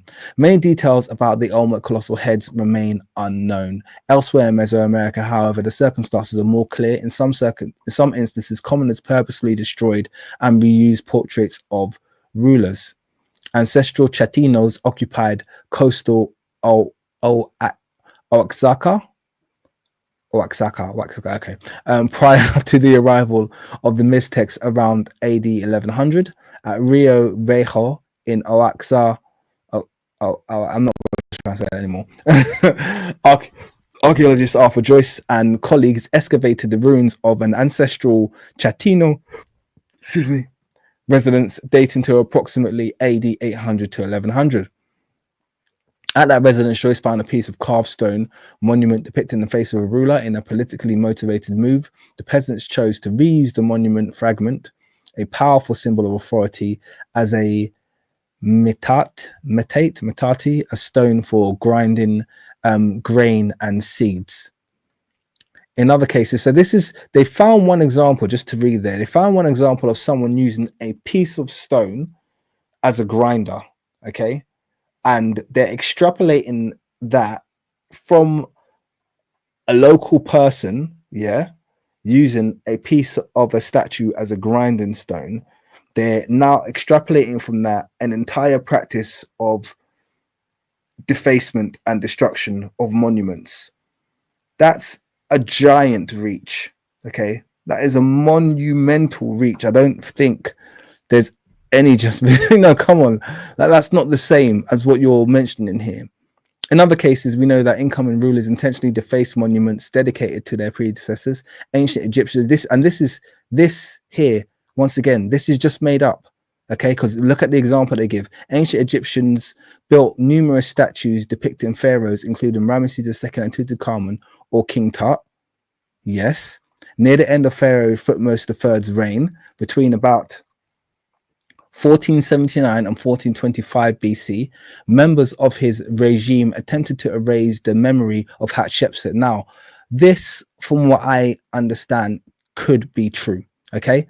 In fact, I think all we know is when it comes to Hatshepsut, every single statue of Hatshepsut has been entirely broken into pieces and reconstructed. So when you see all those statues of Hatshepsut, a vast majority of them, I think give or take maybe one or two, are entirely been broken into fragments and reconstructed. Now, I don't trust Western academics, so I'm not letting them off the hook, but the story is that we have Thutmose III to blame for that. I want to give a shout out to Deshaun Willingham, $50. Thank you very much, sir. He said, keep up the good work, soldier. I will do. I'm a little bit irritated I haven't been able to show you that video just yet. But let me carry on. So yes, Hatshepsut statues were entirely broken down and defaced. His predecessor, co-regent and mother, so Hatshepsut was his mum, and apparently he's responsible for removing her image. Now, I haven't found, well, let's carry on. Statues of Hatshepsut were smashed, her obelisk covered, and her cartouches removed from temple walls. As Egyptologist Joyce Tilsley told the BBC in 2011, Thutmose III could thereby incorporate her reign into his own and claim her accomplishment as his own. He could rewrite history. What's interesting here is that the statues of Thutmose III do look very similar to the statues of Hatshepsut. However, I don't know. My distrust for Egyptology really makes me doubt the veracity of the story. I don't know if Thutmose III is being used as a scapegoat, because I'm almost certain there is no primary record sources that state these acts by Thutmose, although I will double check that with my resident experts to check the primary sources and to see what they actually say about this. Can I give a shout out to as well Eddie D, who became a YouTube member? Thank you very much for your support, sir. Appreciate you very, very much. And let's carry on.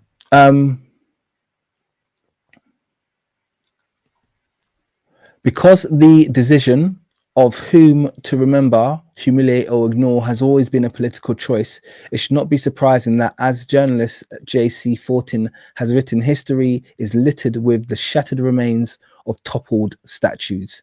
Archaeology shows that the presentation of people, events, and ideas through history has always been contentious and tied to contemporary political concerns, including nationalism, racism, and xenophobia, just like American protesters today. So basically, the idea of the article is quite clear there. They believe that this idea of people uprising, toppling and destroying statues is totally normal and totally in step with what we saw historically. However, I don't think the historical examples supports that. And I think it's a projection of these ideas is often used as a justification for why the ancient Egyptians have missing noses on their statues. This is often the kind of like the go-to explanation. Oh, well, the go-to explanation is, excuse me, it was iconoclasm, which is the idea that you had rival pharaohs, okay? And the rival pharaohs are there simply to change all of the images of previous pharaohs into their own. But this actually went totally against Egyptian custom, which had, you know, very strict rules about respecting the ancestors who went before you, the pharaohs that are your predecessors. It was very important that you respected them and you respected their monuments. And the second excuse is that tomb robbers, when they were, you know, raiding the tombs, would smash the nose off a pharaoh because, you know, he could come to life through it, or his spirit was guarding the tomb. So if they carefully knocked the nose off the statue, they would kill the pharaoh, and therefore that pharaoh couldn't come back and punish them for raiding the tomb. And none of these really make sense or encapsulate the kind of damage that I'm about to show you guys. Okay, it's really important that we have a look at that. I want to give a shout out to Deshaun again. Another don't let them irritate you, happy warriors. Thank you very much. I really appreciate your donations. It's very much appreciated, man. Someone give all of you give a big appreciation to Deshaun for his generosity, please. Much appreciated. Okay, so I think if I can load that video up now that I wanted to respond to, I'm going to load it up. But if I can't, we're going to move into the next phase of the video, which will be to actually look at examples, that, you know, living real examples of statues that have been damaged. Okay, and we can then start to make informed choices and informed decisions about the kind of thing that we're seeing, the kind of damage we're seeing. Is it a result of weathering? Is it a result of erosion? Is it a result of iconoclasm? Is it a result of a scared tomb robber? Or is it the result of, you know, racism and colonialism?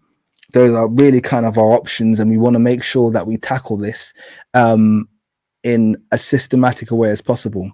Let's see if this video is loaded up now. See, has it even moved? Let's press play and see. No. This is a weird one.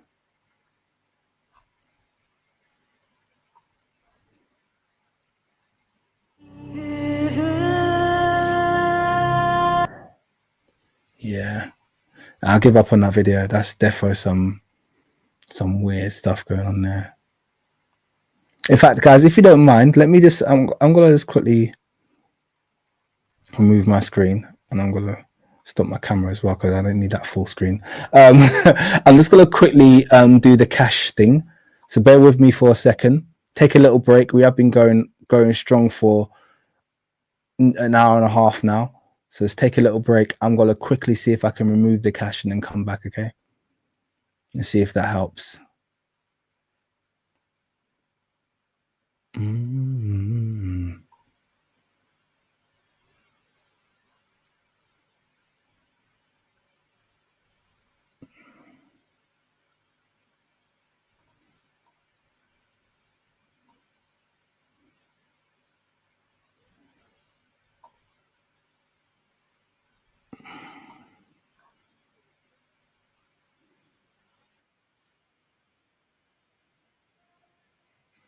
Nope.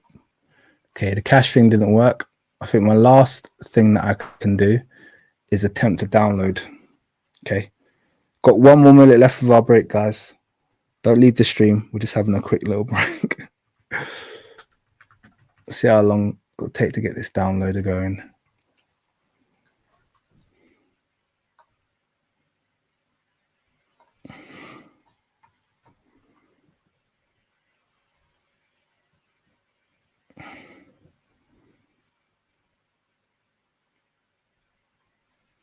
Okay.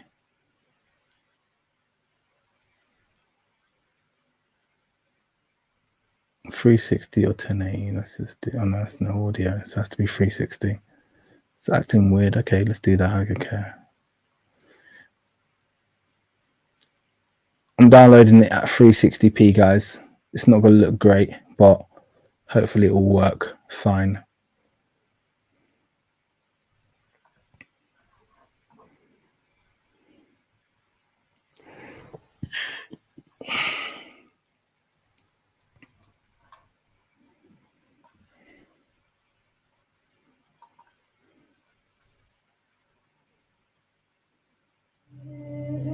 Okay, we beat the system, guys. Let's do it. We beat the system. We've downloaded it, so this should be absolutely fine now. Yeah. See, other people are probably checking the video, just like Khalid did it in his laptop, and he said it's working fine. I do not doubt that. This is definitely something weird going on. But anyway, I've downloaded it, so let's go. Before I quickly get started, I want to give a quick shout out to Ambush Predator. Thank you very much for your $10 donation. He said, I think the Egyptians are the Dark Sudan people. Not just that, not just stick around. If you're new to the channel, you're very, very welcome, and learn about the antiquity of the ancient Egyptians and where they're represented throughout Africa. But yeah, absolutely. Thank you very much for your donation. I appreciate you. Let's get cracking.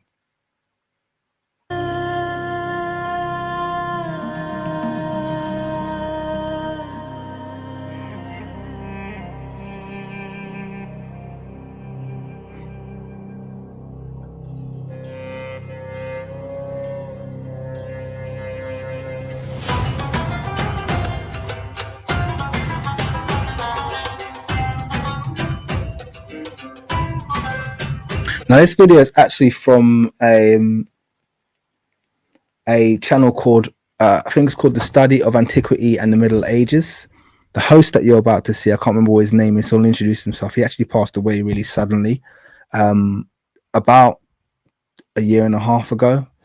So that was bizarre.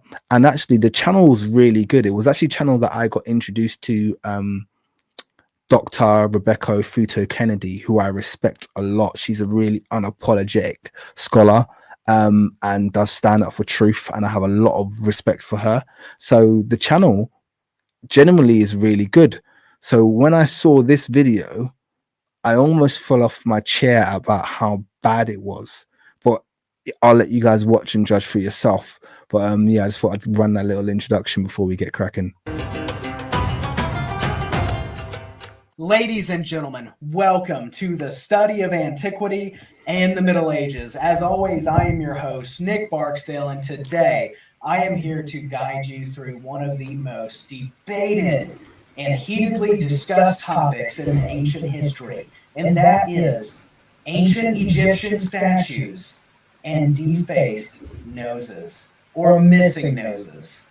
Many of us today who love to study ancient Egypt have all noticed one thing, and that is many Egyptian statues from a variety of dynasties are missing their noses.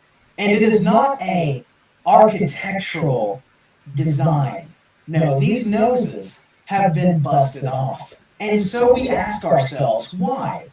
Why are so many Egyptian statues missing their noses? And there are a variety of conspiracy theories that surround this.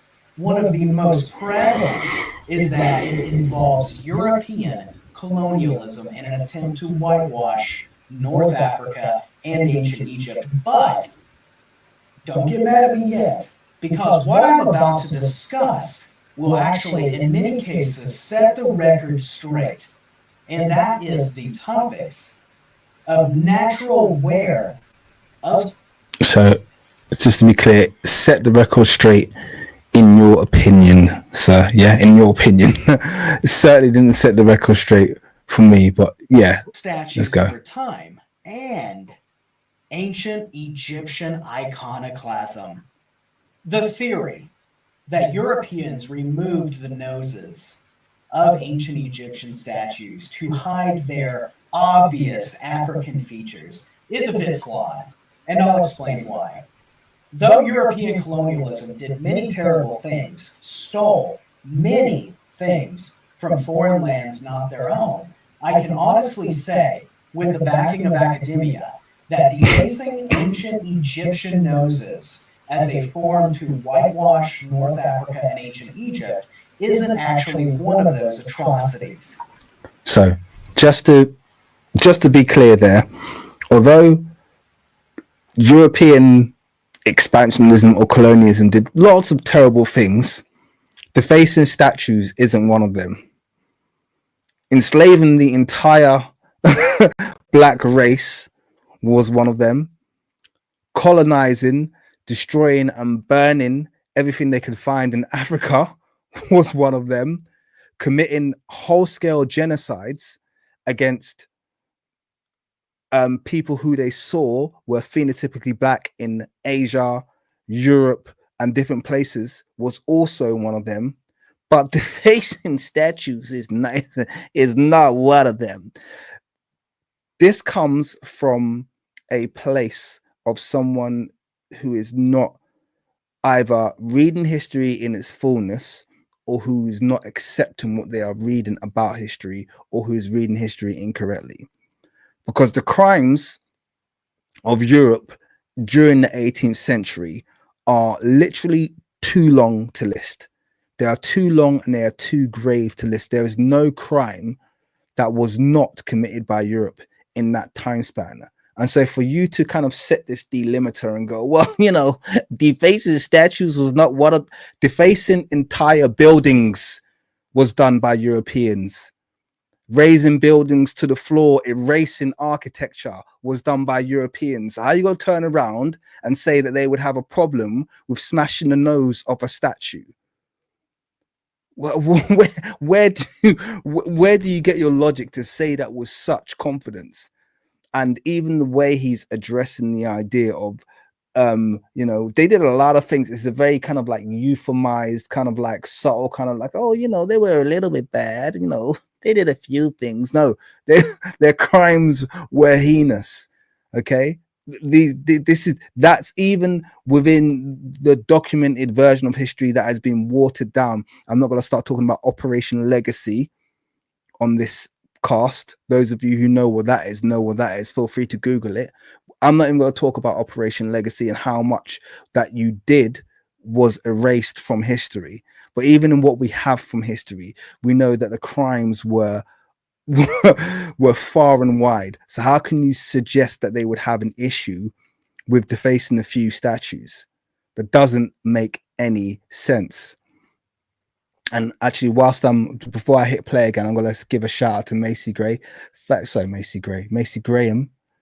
I just realized you had a name that was close to this. Anyway, thank you very much for your very generous donation to What About the Great Benin Wall? Indeed, the Great Benin Wall that was written about as being this illustrious, massive, longer than, you know, I think it was 10,000 miles long in its entirety in terms of how it winded in and around the state of Benin, not the state, the country of Benin, or the city of Benin, they call it, the Great Benin City, and erased within a few decades by the British, entirely erased from existence. What happened to it? And Africa could list several more things that were written about in great detail by the Portuguese that suddenly disappeared, suddenly were no longer. Massive palaces, temples, Palace of Monomotapa, we could talk about the Palace of the Oba in Benin. We could talk about the palace, the palaces and the citadels of the Congo. There's so many we could talk about. So the idea that you'd have this kind of like limiting point, oh well, you know, they wouldn't smash noses off it. That's absolutely ridiculous. But anyway, let me let you continue because you might justify that. Now, I think it's important to first note, starting out, that the nose of these statues is highly vulnerable and will wear over time. And so I do believe that some of these statues did suffer. Now, this is probably the worst example he could give to make. So he's making the idea that, well, you know, wear and tear, weathering, erosion. Well, this is the perfect example for us to say that you're chatting rubbish, because this is an example of weathering. And when something weathers, it weathers completely. You can't even identify. I think this is like the Colossus of, I can't remember who this is, Colossus of, I want to say Ramesses. But when it weathers, this is what weathering looks like. It's complete. You won't be able to make out any features. You can barely make out that that is a human being.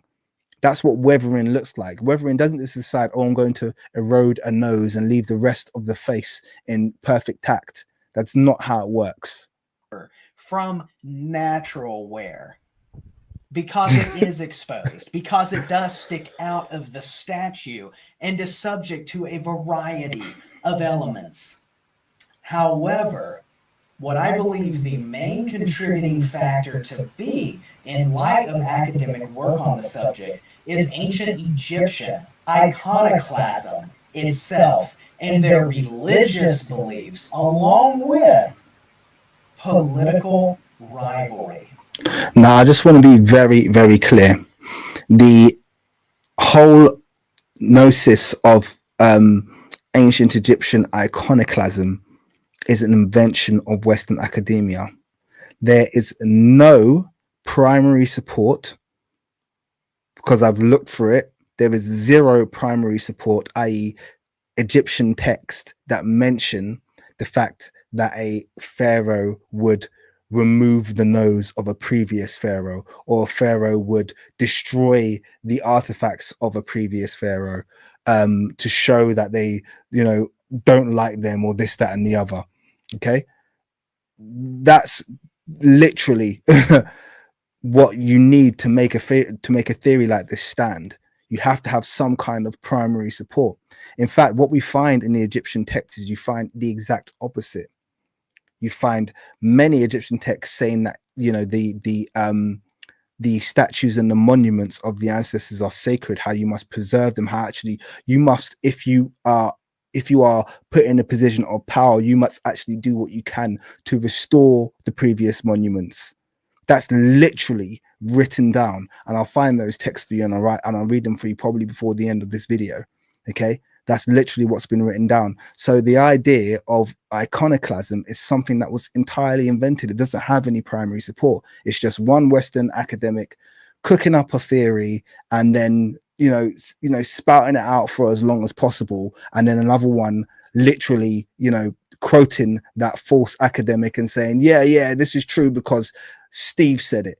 Yeah, well, none of them have any primary support. Even the Greeks that came after spoke about how sacred the monuments were to the Egyptians. So these are all things that have been written down, but there's no written support to suggest that one pharaoh came in and destroyed the monuments of another pharaoh. We do have isolated occasions. Okay, so we do have the erasure of Akhenaten, and I do believe that there is enough supporting evidence to suggest that the erasure of Akhenaten did seem to be a thing that took place. I think there is some support for that. So I'm satisfied with that one, but that was kind of more of an isolated thing that was done as an act of kind of like because of the reforms that he made. But other than that, they make many accusations, such as they like to accuse Ramesses II of carrying out iconoclasm, but the only thing they can actually find is that Ramesses liked to add his statues to temples that already had statues. But then they make claims that he claimed statues that weren't his, and these claims aren't really supported. it kind of, they're like, oh well, he claimed statues that belong to Amenhotep III, and the reason behind that is it kind of looks like Amenhotep III. And I'm like, I haven't seen a statue of Ramesses II that looks like Amenhotep III, so that sounds like some all black people look the same type ish to me. Yeah, that sounds like some historian who's gone in there and he's seen Ramesses II represented with thick lips. He's like, oh, he's just stolen Amenhotep III statue and made it his own. Look, he's carved himself on this really black looking. No. You have to come up with something better than that. Almost a form of violent historiography. So I talked briefly about how weather and natural elements can cause exposed features like a nose of a statue to wear over time. But let's get down to the nitty-gritty, and that is how the ancient Egyptians viewed the supernatural and certain dynasties that came before them. As it turns out, the ancient Egyptians believed that statues had a life force. No primary source for this. Okay, there's no primary source for this. No primary source, no primary evidence. Okay, this is just, once again, something that's being made up. And what I mean by that is not that statues could get up and walk around, as a movable, living object itself, but that it actually possessed the life force of the person it represented, as in that person could really live on and exist within this statue. Now, this is where you're going to find contradictions, because on the one hand, they're saying, oh, they believe the person can live on through the statue. Then what was the preservation of the mummy for? Because I'm sure you've told us exactly the same reason for the preservation of the mummy. Oh, they preserved their mummy because they believe they're going to live on forever through the mummy. So if they're going to live on forever through the statues, why would they go through that whole process of mummification if you believe that that was the reason why they mummified their dead? These are the kind of contradictions that you'll find in Egyptology, okay? Just literally making stuff up. And the only reason they made up this whole idea of the Egyptians living on through their statues was so they can make up the idea that if you damage or break the statue, you then kill the spirit. Obviously, killing the spirit of the pharaoh had nothing to do with actually destroying the mummy, which would make much more sense. But that wouldn't support your theory of broken noses being done by the ancient Egyptians. And that by removing the nose, they could actually sever that being's connection to their world. Nothing, to be clear, no primary reference for this. Is it just me, or does that look like the Hermes logo? Sorry, I just thought I'd point out. Maybe that's where it comes from. We know the ancient Egyptians, like many civilizations, peoples, and cultures of their time, were incredibly religious with an intense belief in the supernatural. There were a variety of ceremonies. Not just religious, by the way. Actually, they were more spiritual than religious. And actually, one of the things that is very misunderstood about the ancient Egyptians, and this actually, I actually only came across this revelation quite recently. All of the ancient Egyptian quote unquote deities, according to their record and their pantheon, were people who had existed. So all of them, all of the people that people call gods, Osiris, Horus, etc., Set, blah blah blah, these were all people, these were all ancestors once. And you saw the Egyptians do this, or the Kemetics do this in real time, where they would take people like Amos Nefertari, and they would add them to their kind of like, so what we look at as kind of like pantheons of deities were actually just advanced African ancestral worship or ancestral veneration. Okay, that's what you were looking at. These were people that had lived in the past.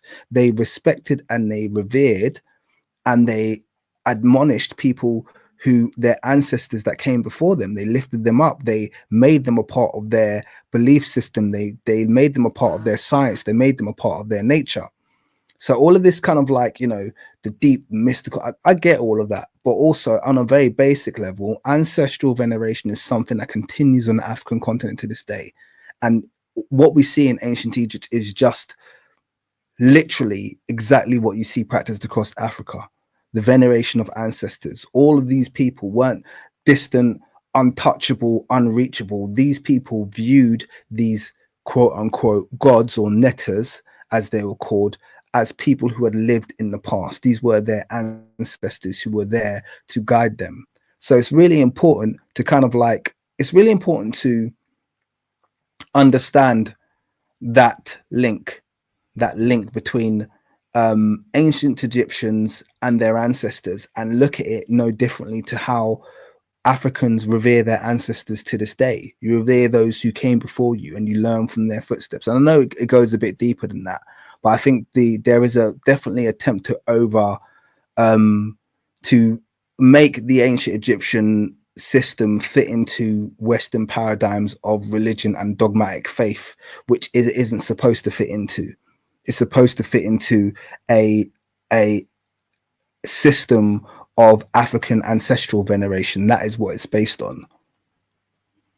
That would be done on statues that were to give it a life itself, if that makes sense, such as anointing it with sacred oils. And so, though the ancient Egyptians...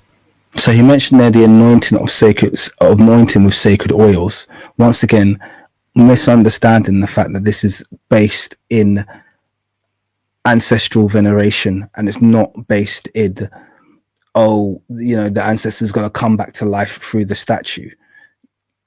Knew that the statue couldn't get up and walk, and that it wasn't literally breathing in air. They still viewed that nose as the source of life for the statue itself, because that is how they, as people, inhale air. Sorry, I have to laugh at that point because it's so stupid. I'm sorry. It's how we people inhale air. You can't. Sorry. Give me strength. You can't make such a stupid argument, honestly, because the argument is because we breathe through our noses now. By knocking off the nose of the statue, they stop the statue from breathing through their nose. Why didn't they knock off the mouth as well then? Because you can breathe through your mouth as well. You know, that's what happens when you get a blocked up nose, you breathe through your mouth. No, that wouldn't kill the statue if you got to breathe. Why don't you go for the ears as well? Take out the entire ENT system. It's like, what are we talking about here? This is absolutely ridiculous. It doesn't make any sense. It's just literally being made up. And the thing about it is, this is where it all falls apart, because they come up with this entire, oh well, you know, they're knocking off the nose to stop the, but why? What they don't give is the motive. Why were they knocked off? Because that rubbish theory explains maybe why a pharaoh would knock off another pharaoh's nose, because he wanted to kill the spirit, because apparently we Africans wanted to kill the predecessors that came before us that were already dead, which is absolutely stupid. But let's ride with your stupid theory and say that that was the case. Then now you have to explain every single scribe, every single villager, every single woman in the harem, every single figure that's had its nose knocked off that is not a pharaoh. And trust me, there are loads. There are more than I can list, and I'm going to show many examples. So now you have to explain why or what benefit it was to knock off the nose of a worker who was just who's on a stele working in the field. Tell me how that works with your theory. The answer is, we all know it doesn't work with your theory, because your theory is made up. The answer is, they just knocked off any noses that look too overtly black, and that's all there is to it. That's the be all and end all, and I can prove that, and I will prove that through showing the images in a moment. It keeps us alive. This belief was widespread enough that we believe now that many of the ancients were willing to actually take their beliefs a step further if the need arose. For example, if you're an ancient Egyptian and you are looting a sacred gravesite of, let's say, one of the pharaohs or a family member of the Egyptian royal family, and that statue is present there, you may actually remove the nose because you believe that by removing the nose, it kills the life force of that statue, and you may avoid the wrath of either that person or the family or the gods by doing so. Why didn't they just steal the statue? If you're raiding the tomb anyway, why would you knock the statue off knock the nose of the statue and then leave? Why would you just take the statue? You're raiding. Surely the statue is probably the most the most valuable thing that was in the tomb. Why you leave with all this? Got a pocket full of dirt and you're leaving the statue there. It doesn't make it. None of this makes any sense. None of this makes it. The robbers were knocking off the noses now. Not just the pharaohs, but the robbers were knocking off noses because they were worried about the spirit of the overseeing pharaoh coming to haunt them in their dreams. Like you can't write this stuff, man. This is ridiculous. In a sense, by removing the nose, you are killing the statue's life force. You said that already. However, many of the antagonists who would deface these statues often would not stop there, but they would also smash the arms, the torso, remove the head completely from the body, along with, in many cases, destroying much of the statue in general. And there's definitely been the cases where you can see statues destroyed all over. I think that those acts are different. I do think there were some heads that were removed, definitely by Egyptologists. I do think there were some heads that were removed, but I also think some of this damage was done. A lot of this damage, when it was like widespread like this is more a sign of the damage that was probably done by the Coptics. So the Coptic Orthodoxy, the Greek Orthodoxy, or the Coptics, whatever you want to call them, they were rife for damaging artifacts. But they used to, when they used to deface, they would like to deface so things were unrecognizable. So they weren't there to just, they wouldn't just knock off a nose. That would be totally pointless to them. They wanted anything that was linked, obviously it comes with the dogmatic faiths, anything that was linked to kind of like ancestral worship, veneration, anything that felt like it fell outside of the bounds and the remits of quote unquote Christianity, they would completely destroy. So this, if I was to look at something like this would be more in line with what I would classify as that kind of Coptic style destruction, which did occur. And I'm not denying that. This wasn't just done for looting or criminal purposes, or done purely for religious symbolism either, but it was also done in many cases, like in our own world today, for political reasons. Now, what I really dislike here is like for political reasons, and then for some reason, I think this stele is from the tomb of Tutankhamun. So I think this is Tutankhamun as Osiris, and I think this is King I here, doing the opening of the mouth ceremony. Now, what I disliked about this is like you're gonna make a wild claim like that, and then you're gonna put two actual, ancient Egyptians, two actual Africans, who had nothing to do with your practice, but then to use that to kind of like illustrate your point. Like, what did you think? Because you were putting Tutankhamun on the screen that we were suddenly like, oh yeah, where do you see this practice in Tutankhamun? And how is it that Tutankhamun's tomb that was found in 1920, when all of the lights were shining and Egyptomania is at its height, and we had the invention of the camera, all of a sudden we have preserved noses? Is that an accident? You found Tutankhamun's tomb in 1920, much later than all of the other artifacts that we see, and we have preserved noses. Why? Because we have a record, we have more eyes. We didn't have the opportunity. We know that this tomb was not touched. We didn't have the excuse to fall back on. when if those artifacts came out damaged, you know. Let me just give a quick shout out and a thank you to Baker Boy Free. Thank you, my guy, for your $5 donation. I appreciate you very much. I haven't put a comment, but thank you very much. Be the mass hatred of a previous ruler, or the current dynasty showing their distaste for a previous one. There's nothing to support that. There's no historical evidence of a ruling dynasty having a problem with the previous one to the extent that they would destroy anything, let alone statues. I haven't read anything about that. Now we do have, obviously, we do have to balance that alongside the fact that we have those intermediary periods, but intermediary periods were just, you know, they weren't regarded as Kemetic dynasties, and so they wouldn't obviously be respected. They were just seen as invaders, which is essentially what they were. But when we're talking about the actual dynastic era, Old Kingdom, Middle Kingdom, New Kingdom, I don't have any evidence that the fourth dynasty tried to erase the third, or the fifth tried to erase the fourth, or the 12th tried to erase the 11th. None of this is being supported by anything. This is just literally purely 100% conjecture without any evidence to support it. There are, of course, other instances as well, such as human error, in which a statue could easily just be knocked over.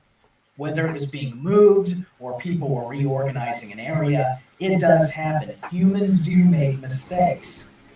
An easy way to spot the purposeful and violent removal of ancient Egyptian noses on statues, as expert Oppenheim pointed out in an article he did with Laura Gegel for Life Science, is to look for marks around the nose itself. So, so did you get that? Yeah. So the way they can spot whether or not something was done for iconoclastic purposes is they look for marks around the nose. And by the way, guys, just to be clear, this was published in Life Science. Yeah, Life Science is a peer-reviewed journal. Just to be clear with the crap that these Egyptologists get away with, yeah, peer-reviewed journal, and he's basically justifying that the damage was a result of iconoclasm because you look for marks around the nose. What the hell does that prove? Our whole point is that you guys, yeah, we're aiming for the nose, yeah. No one's denying that, yeah. You guys, you wanted to keep the rest of the statue because you thought this is a cool piece of artwork, yeah, and you aimed for the nose because the nose was wide, yeah, or the nose was broad, or the nose was round. Normally, it's the roundness that they have an issue with, the round tip of the African nose. They have an issue with it. And so, and I can prove this, by the way, when I'll show you the how they modified the nose of Khafre enthroned. Okay, the same statue of Khafre that everyone loves is actually got a modified nose. A very good job, by the way. That's where they baited themselves up. The evidence that we have is that not only did they knock noses off, but they also replaced them. That's where they made their biggest error. That's where we, in this realm, okay, can actually prove our theory. Your theory is just conjecture, but we can prove our theory because we will show you noses that have been deliberately replaced, and that replacement of nose not being written down or not being recorded anywhere for posterity. So we can prove our position. We can prove our position that they removed noses in order to change the phenotype and change the appearance of people. We can absolutely prove that. We are not coming from a point of conjecture. That's to be clear, by the way. If anyone was in doubt about whether or not we have evidence for our claims, we absolutely have evidence for our claims. And so, another important thing to note is that iconoclasm itself wasn't just practiced by the ancient Egyptians, but also by the participants of a new religion. And that was the members of early Christianity.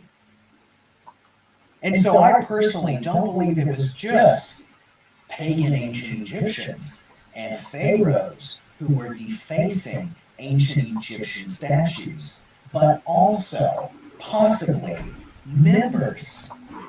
So just to be clear, it was the Coptic church specifically, okay, and it wasn't, he said I don't know why he said pagan ancient Egyptians there. I don't really understand the motive for that. Is that got something, or is he just calling them pagan because they weren't Christian? I don't understand. That's kind of gone over my head a bit. Early Christianity in Egypt. Ancient Christians themselves have a history of destroying quite a few things throughout antiquity relating to pagan culture, from temples to these statues of gods and goddesses, and of course, pagan rulers, and burning a variety of documents relating to those pagan entities and traditions. And so I did mention that before. This is probably the one useful thing that comes out of this video, because there is some truth in that there was a lot of destruction done by the Christians. But like I said, that is more linked to what that kind of more widespread religious destruction, where they're just trying to destroy the thing in its entirety, trying to make things unrecognizable, not the very selected knocking off of a nose, and certainly not the glue and black on of a pointy nose in replacement of the nose that they've replaced. That is a European trait, okay, and that is a provable European trait, as we are going to go on to see. To leave you with this, in light of these new researches, and I will link a variety of them below, it's one thing I think is important to keep in mind, and that is racial stereotypes. Many people who spread the theory or conspiracy theory that Europeans defaced... Not conspiracy theory, you're spreading the conspiracy theory. This is one of the things that irritates me. This is the gaslighting that takes place. So he's just sat there basically creating the most elaborate of conspiracy theories. First of all, creating an entire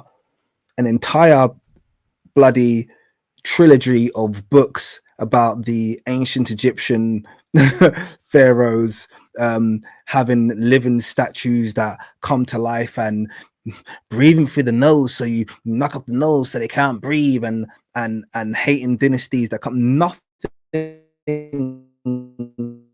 he said here, nothing he said here at all has any support for it.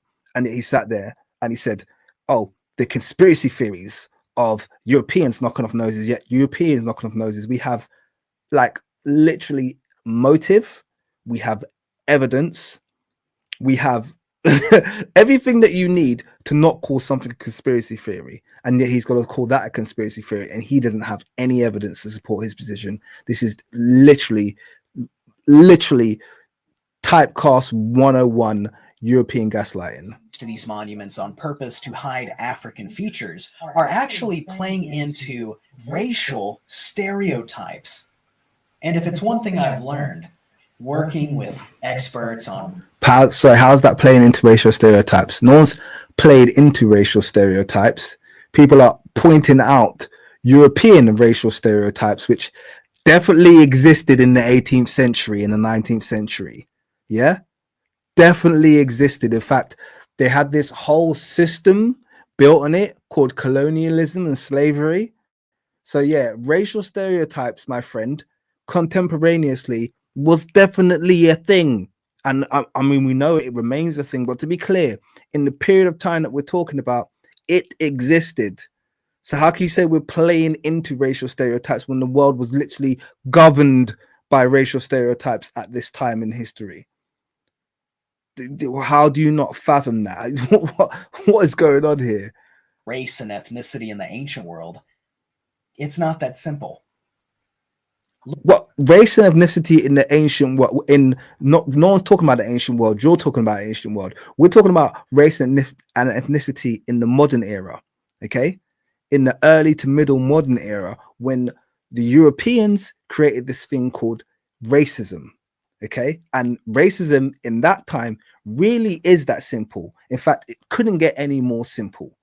Yeah, black people from everywhere were literally rounded up, okay, and either genocided or, you know, taken somewhere else or deported or exiled or put into slavery. That's a fact. That happened. Okay, that happened. That's real. That's written, and it was all based on race. In fact, race couldn't be more simple than at that time period where people are saying that these things took place. So I don't know why you're trying to act like this is some big complex thing. It really isn't. Look at your world today.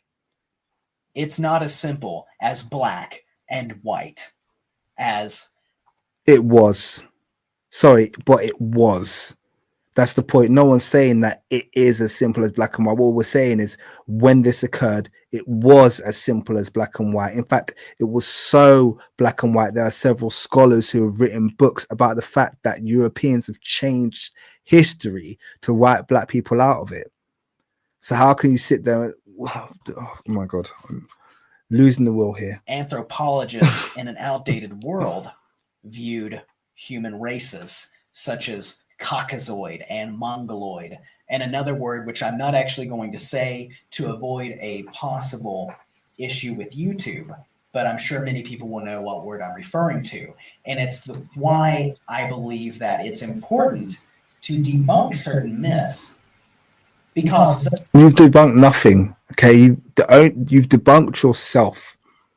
You've done a very good job at debunking yourself, but you have debunked none of the very well supported evidence that Egyptian artwork was deliberately vandalized to make it more appealing and to make it more acceptable to the Western palate.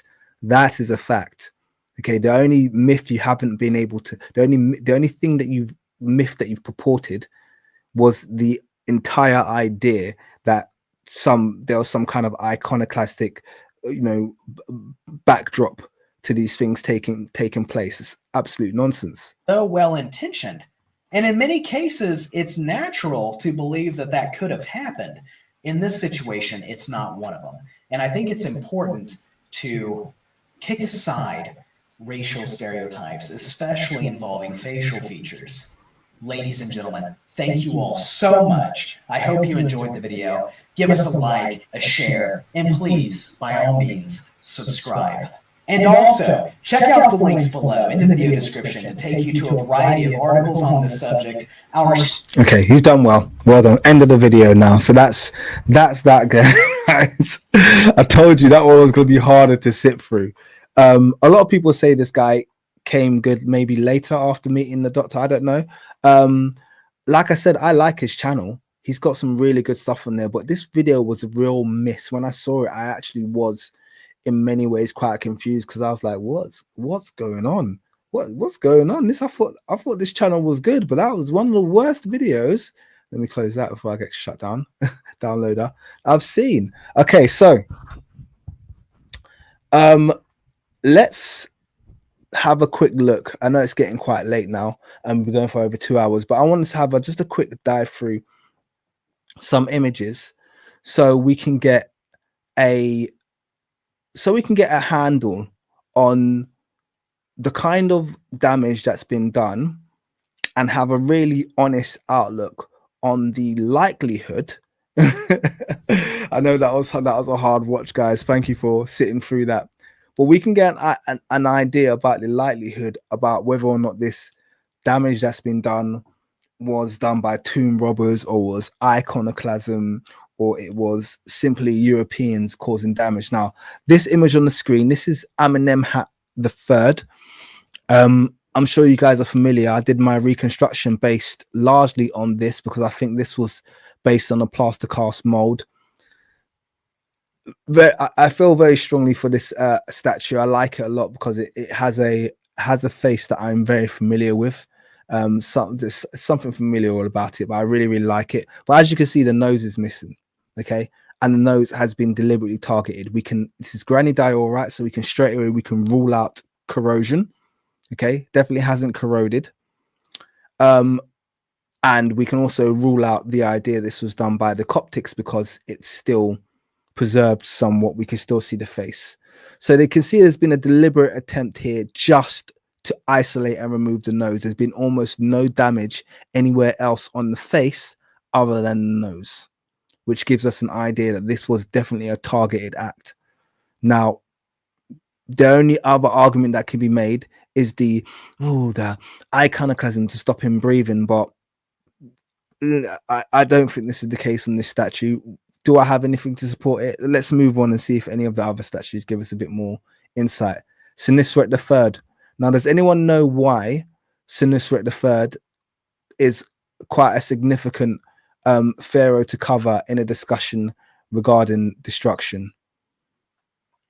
Does anyone know why Senusret III is quite a significant pharaoh to cover? I mean, we can already see from his facial structure, he has very quite strong level of subnasal prognathism, very protruding jaw.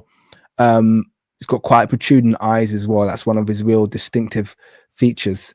But does anyone know why he's quite a significant figure to cover? If I don't get the answer in one or 2 minutes, I'm going to answer straight away and go on.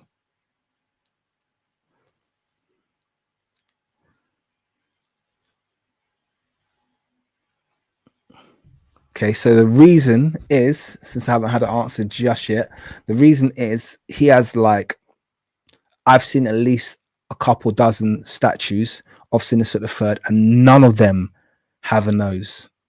Yeah, none of them have a nose. There was one nose that I think I've got in this collection, so I'll probably end up showing you it later, that is on display, and it is very broad and it's very hard to find. And when you see it, you go, oh, well, that's why, because he's from the, I think the idea is that his nose had features that aligned it, obviously, you know, with Africans, and so that's why. This statue's a member of the Tentritai tribe, who they're the ones who mounted crocodiles. Now, this one could be a candidate for corrosion if you have a look at it.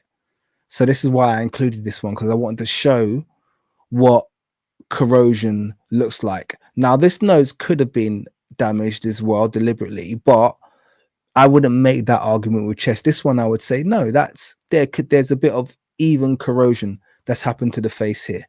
We can still obviously see that this is an African person, so from the city of Dendera, on the back of a crocodile. This is actually on display in British Museum, but we can also see that corrosion has taken place.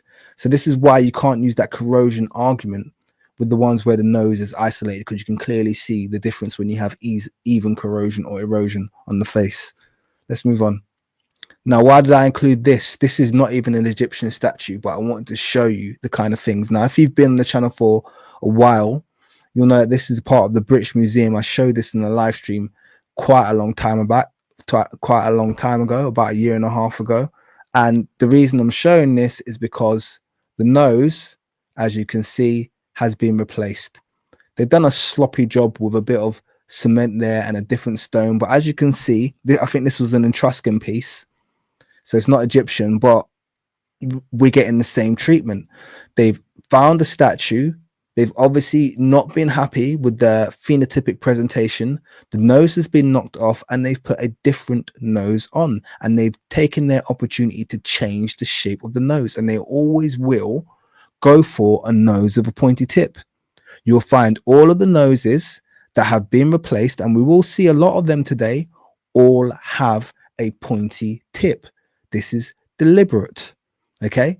So if you're making that argument about iconoclasm, then you have to explain, well, who did this? Who did this? We need to know. We need to know. Here's another one. Isolated nose. Now, there is the argument, or I've seen the argument made at least, where they'll basically say a part of iconoclasm would be to knock off the falcon and the serpent that the pharaoh will have on their crown. So often you see that the falcon and the serpent are missing along with the nose, and they'll tell you that that's an iconoclastic practice. That's something that's done because it's something to do with the divinity of the serpent and the falcon. Now, on the other hand, this could also just be an excuse that's made to say, oh, well, let's make it look like, once they've decided that iconoclasm was going to be the excuse and they were going to make that up, let's make it look like it's iconoclasm and knock off the falcon and the serpent as well. But either which way, you guys can see that this was definitely a targeted nose once again. And you can look at the other features and know that you're looking at an African. Let's carry on. Now, this statue is one of a family of statues I'm about to show you where the noses are preserved. Now, here's a question for everyone. Why are the noses? We can clearly see we're looking at Africans here, by the way, I'm assuming. Yeah, I'm assuming everyone agrees these are definitely Africans. Because someone tell me why the noses, on these Ushabtis have all been preserved. Someone tell me why. Because these ones have been allowed to survive. No problem. No iconoclasm. No one's come along. Yes, chematology. Boom. Mark Hawkins. Smashed it, guys. Okay. These are Kushites. They are of the 25th dynasty.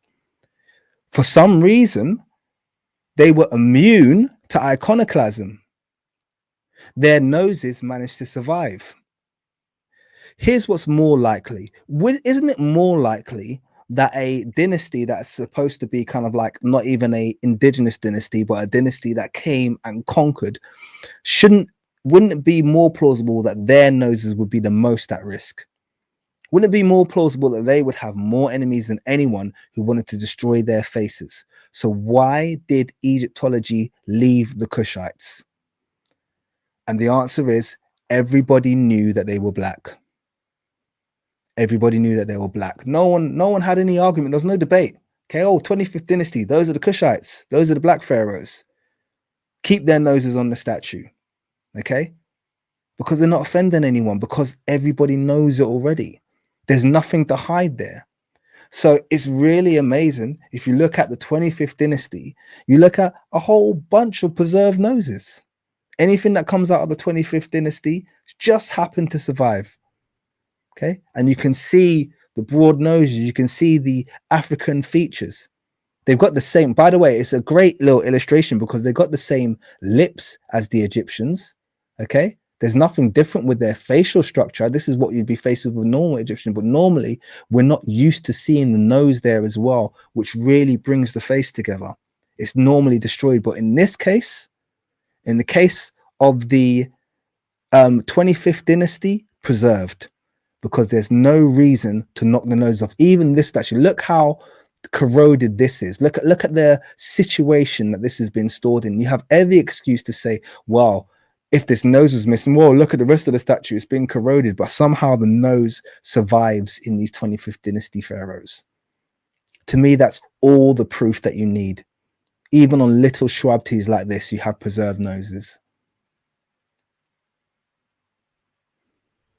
25th dynasty, preserved noses. Now, this next image is of Egyptian villages. I think if I remember offhand, they're from the 12th dynasty. Now, one of the things that people don't do when they look at these little statues of Egyptian villages, and there's loads of these and they all look the same, is look closely at their faces. Look closely at their faces and look closely at their features. And tell me if there's any shadow of a doubt. These are just common Egyptians now, not pharaohs, not everyone. Is there any shadow of a doubt what features you're being faced with there? Is anyone really going to look at that and say, oh, well, these look like modern Egyptians? Let's be honest with you. Yeah? These are Africans. This is that red. Oh, by the way, that mythical reddish brown paint color. Oh, the red Egyptian. This is the color. This is how it's supposed to look. This is how the color is supposed to look. A little bit faded, but this is how the color is supposed to look. The color of normal Africans. Okay? Reddish brown.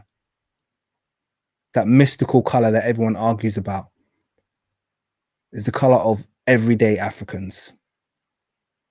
Okay, and these are Egyptians.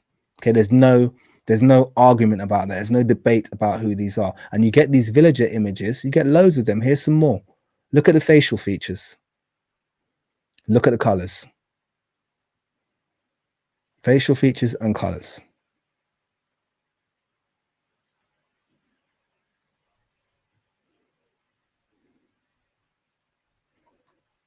This is a preserved statue.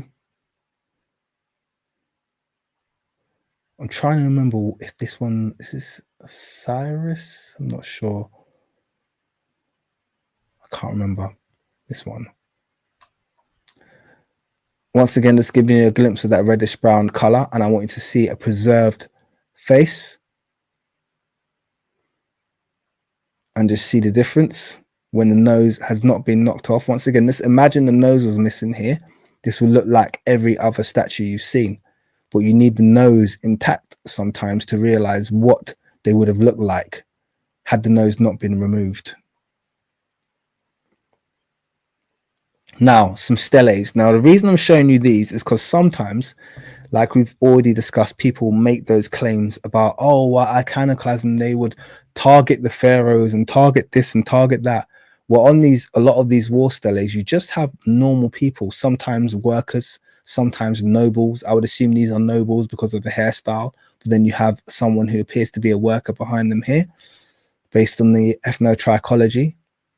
Okay. And I just want you to have a look at the features, because genuine Egyptian or genuine Kemetic artwork, they always show you what their noses look like. Okay. And you have these noses that look like they've been targeted once again. It's very subtle. It's very subtle, but you just can't make out the shape of the noses because they've been targeted. And they're not the only ones. We're going to look at a few more. Sorry, let me zoom out.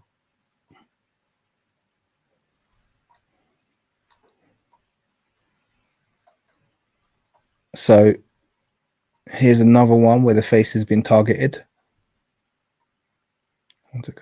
Sorry, so these controls aren't great.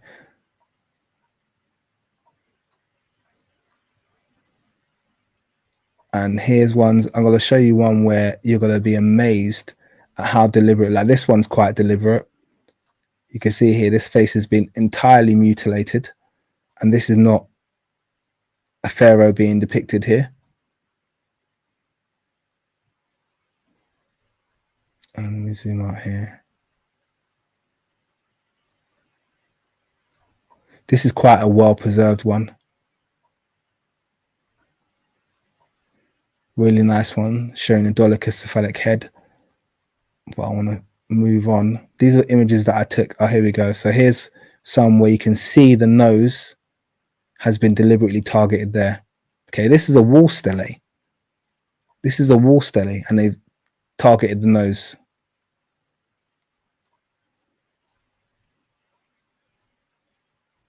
They've almost, it looks like they targeted that one as well. Have a look at this one. If that one didn't get you depressed, have a look at this one.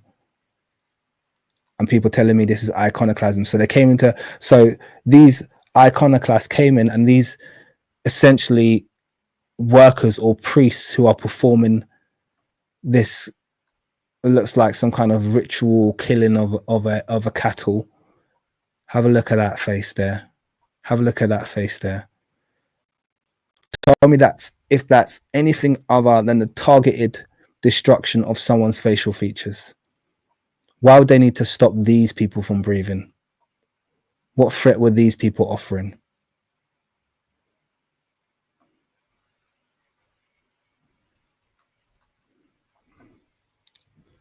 Let's carry on. So you can see another close-up of those two same people. Or was that another one? Because I remember there was two that looked very similar. This is actually a really nice image. I think I just included this because it was a nice one. Let me carry on. Let's zoom in again.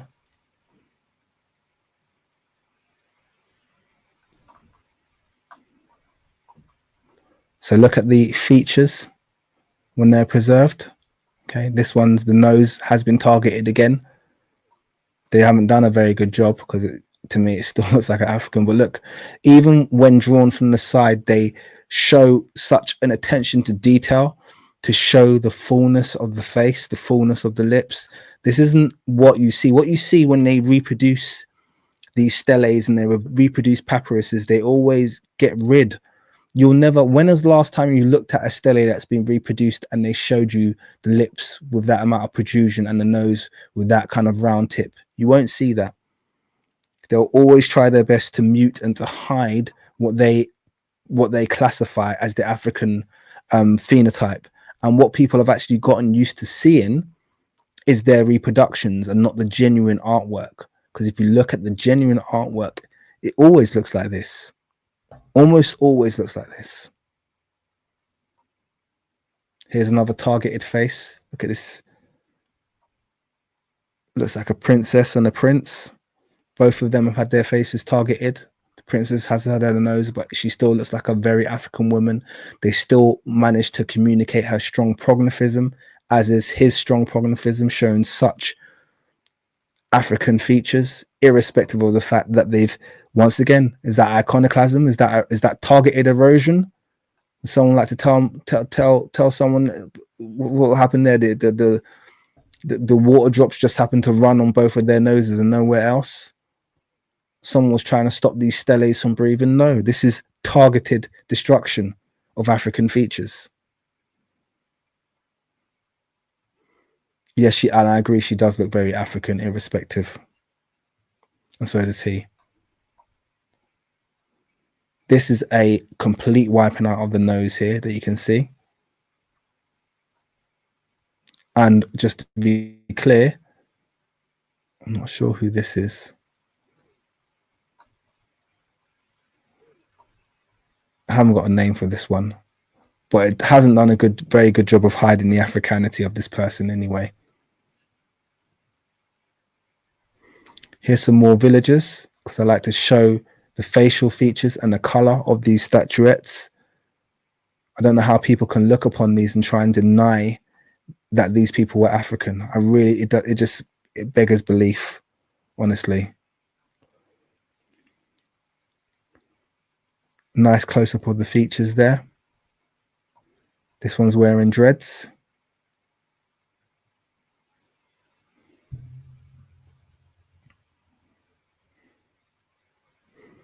Another good close-up of what untampered African features look like. He's got a nose quite similar to Josa.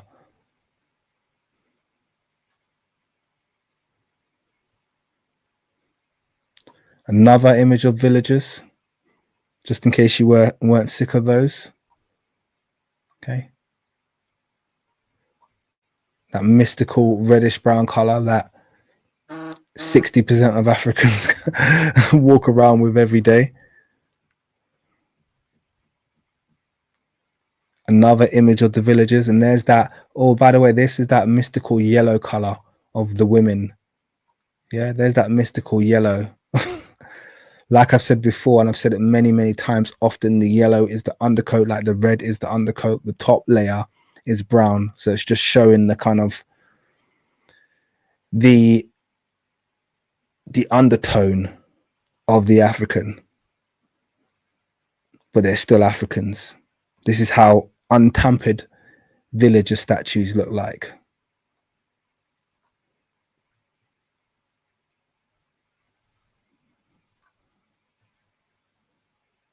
Here's some more targeted destruction for people who claim that the nose, iconoclasm. These people are workers, by the way. You can tell by the hairstyle and by the fact they're carrying out labor. There will be no benefit for carrying out iconoclasm. Not a single face has survived. Let me zoom in and show you guys. Not a single face has survived here.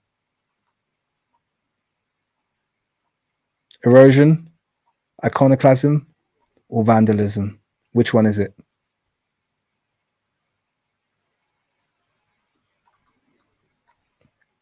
Well, whoever said I was wrong about the statues, well, could you get them to explain this? So anyone who says I'm wrong about the statues, please can they explain what's happened on this stele? If anyone can explain what's happened on this stele and make that fit your statue theory about it being religious, the removing of the noses, explain this stele, please. I'll give you all the time in the world. I'll give any Egyptologist time to tell me what's happened on this stele, please. Because I've got a million. And by the way, all those people who claim religious, this, religious, that, I'll then show them the vault of probably at least 100 images I have of noses that have been replaced with European noses, with fake pieces of stone. They'll have to explain that as well. So if they can explain the fake pieces of stone and they can explain this stele, then I'm willing to have a conversation with them all day long.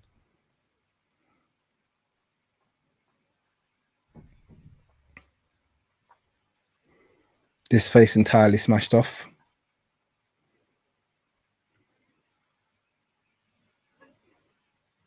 And you can see that that was done in a spiteful. Look at the cross hatching that's above that. It's clearly something that was done in a very malicious way. Now, I did include a few of these images. Heppermin, I'm not sure who that is. To show the face glyph, because sometimes people forget when they make the claims. I think sometimes people have this idea that ancient Egyptians didn't have broad noses. And I like to use a face glyph just to remind people. And obviously you saw the Ushabtis of many of these pictures I've already showed you that no, ancient Egyptians could have narrow noses. They also could and did have very broad noses. They certainly had a mixture. The issue is you have not many of the broad noses have survived, which is why we are here in this place having this debate right now. The broad noses, the overtly African features, are the ones that are very hard to survive.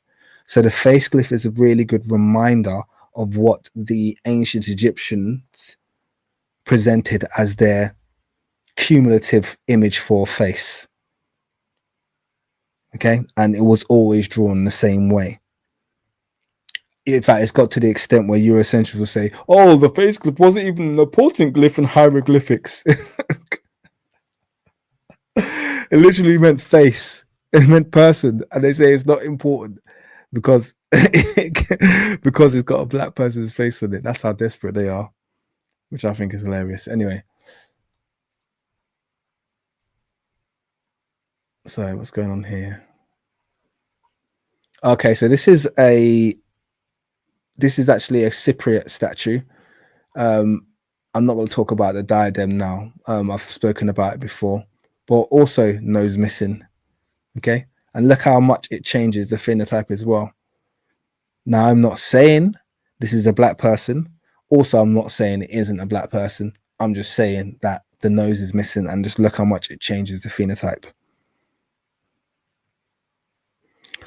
These are fragments from Nefertiti and Akhenaten, I think. Nefertiti. Actually, I'm not sure who that is. I'm not sure who that is. I'm pretty sure that's Nefertiti. They might both be Nefertiti, actually, I'm not sure. But have a look at the fragments of these statues and you get an understanding as to why maybe that nose wasn't shown very often. That's another nose that we do a lot of guessing about. We know this image. This is the plaster cast bust of Akhenaten. Okay, nose did not survive.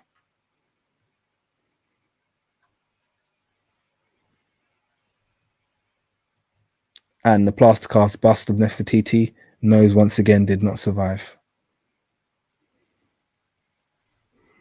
But as many of you are pointing out, very beautiful full lips.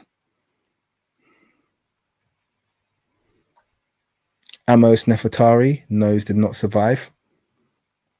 She actually had a very broad nose. You can almost see what the good thing about this image, and you can't use corrosion because this is wooden, and you can basically see where the chisel has just gone down and struck this nose off. You can literally see it. But you can also get an idea that her nose would have gone from here. Her nose is nearly the same width as her mouth. And that's actually really consistent with my reconstruction. I don't know how many people have seen my reconstruction of Amos Nefertari. I'm very proud of it because it matches all of her statues.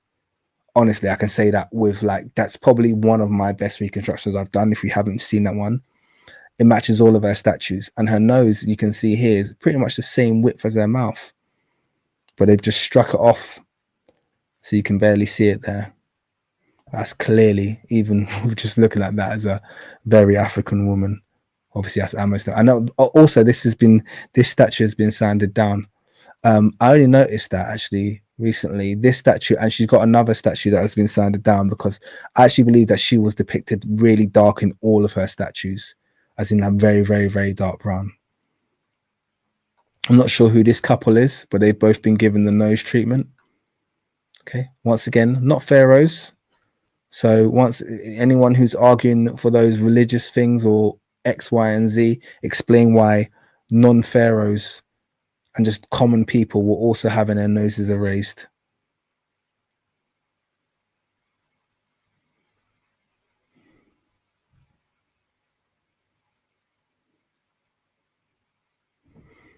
This one's got quite a lovely preserved nose. That's quite nice to see. But I think, ironically, I'm trying to remember if this was.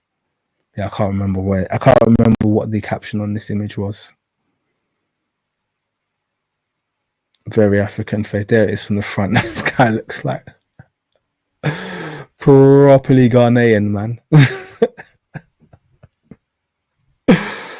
Oh man, that's the most Ghanaian Egyptian I've ever seen.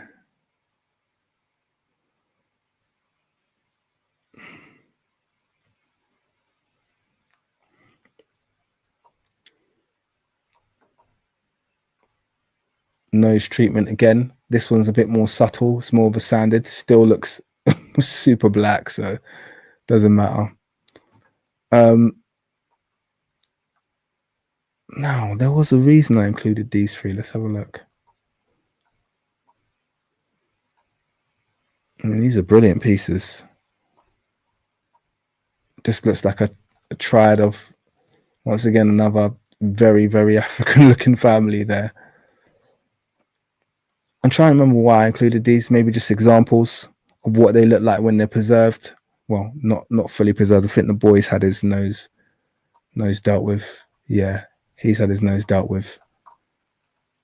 Actually, that nose looks like it's been partially sanded as well, but this one hasn't.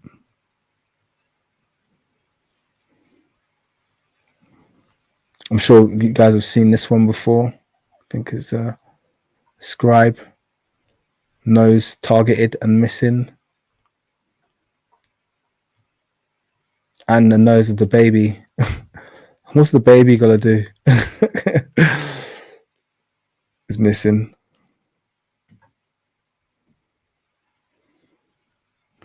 This one, look at the amount of corrosion this one has underwent, okay? But the nose has survived, okay? Once again, the corrosion argument doesn't stand, because this one was actually allowed to survive. I don't know why it was allowed to survive, to be totally honest with you. Normally, this must be a recent find. It's the only reason it's been allowed to survive. But have a look at the features, obviously very African, but the corrosion is really bad on this statue, and yet the nose has survived. So anyone who makes that corrosion argument, it's wanting. It doesn't have support. This is that statue of, I think this is Akhenaten. I want to say Akhenaten or Tutankhamun, but I feel like it's a young Akhenaten if I remember correctly. Nose has just been struck off completely. I mean, it's pretty bad condition, but you can clearly see the kind of the chisel mark. That's just like someone's just gone down with a chisel and they've continued. You can see it's kind of hit the lip as well. So, and they struck down with the chisel, there's also hit the lip and the chin. Now it's Akhenaten, so I guess you could make the argument that someone did it afterwards, you know, because it's Akhenaten, I guess he had it coming. They would say in Egyptological circles. So how about that one? How deliberate is that? This looks a bit like, I want to say Amenhotep III. I could be wrong, but I want to say Amenhotep III from just like the physical features, knowing what his face looks like. It's quite as close to Amenhotep III. But look how they've got this convenient strike right across where his nose was.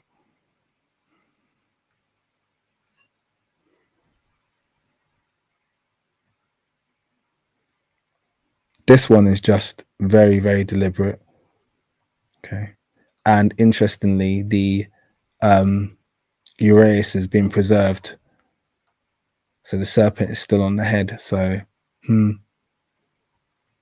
this is just like a very, now obviously because this is granite diorite, to make a strike like that, I'm not sure what kind of tool. I mean, just looking at that, actually, come to think about it, this is granite diorite.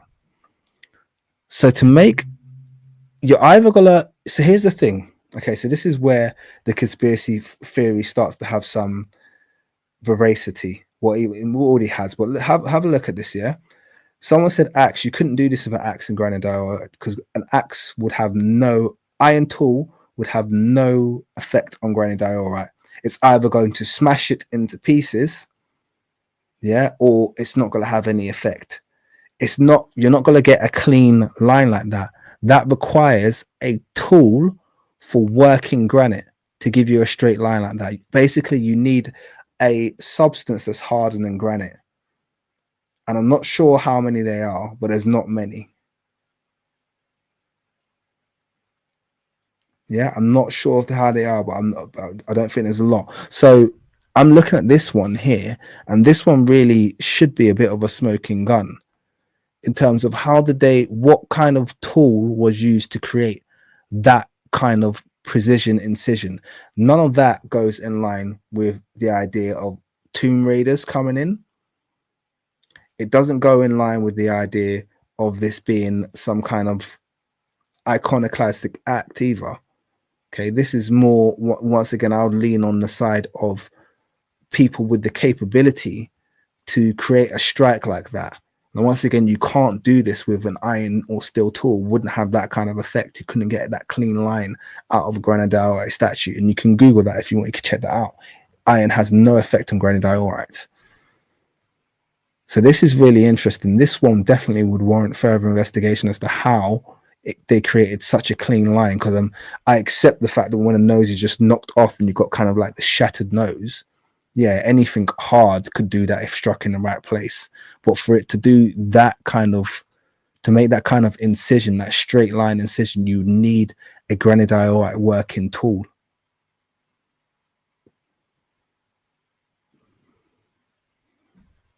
So that's an interesting one too.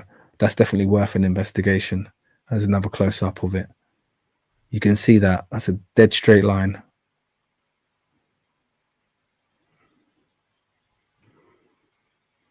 So that's some kind of a grinder, essentially, is what you'd need to do something like that, which is weird.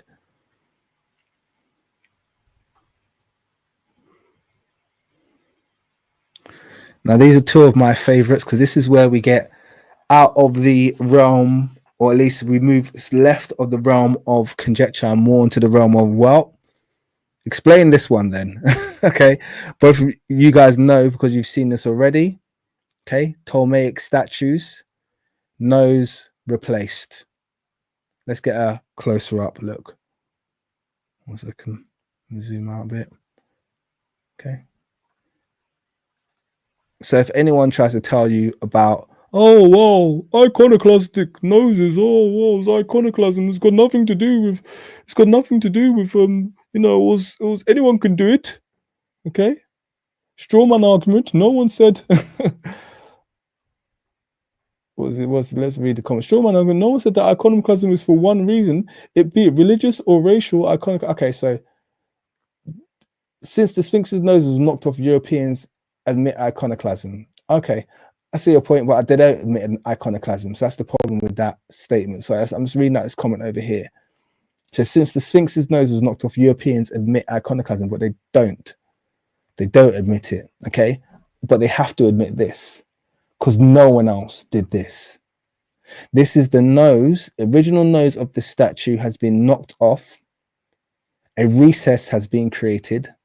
A new nose has been created or formed from a different piece of granite, formed from forming a completely different shape. Okay, explain that. Other than wanting to erase the face of an African and replace it with the face of a European, or erase a face of someone that's racially ambiguous and make it look European. There's no explanation for that. Okay, there's no explanation for that. No justification. And they didn't do it just once. Oh no. 1 second. Oh, I didn't put both of them in. They did it twice anyway. I had 2 statues like that. I also included this statue of this woman, even though she looks very African, still, this nose has been modified. And they do this a lot where they narrow it on both. So they make them, I mean, this nose is unnaturally narrow. No human being has a nose that's that narrow, but that's what they'll do. When in doubt, they'll go to do the most insane modifications. Okay, this nose has definitely been unnaturally narrowed. So they've tried to take away probably what was an overtly African face. You could tell by the very full cheeks, the very full lips. It's a very African face anyway, but they've narrowed the nose, made it unnaturally narrow. And there's still African women, because of our phenotypic range, that could technically look like this, but this, you can clearly see this is unnatural. Okay, this is unnatural. This is the last statue of Amos Nefertari that I was talking about, which has been rubbed down. Okay, so they've rubbed her right down to the bare wood color, and you can see the original dark varnish. Let me just zoom in here. You can see the original dark varnish as it sits in the recesses, which they didn't want to show up. They wanted to make it look like she was of a kind of like a medium brown tone, and she wasn't. She was incredibly dark.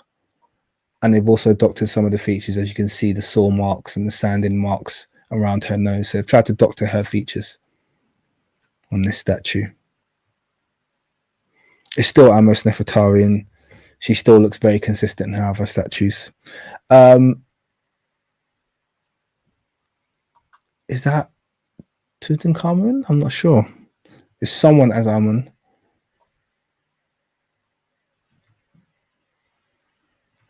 I can't remember why I included that. I'm going to keep moving.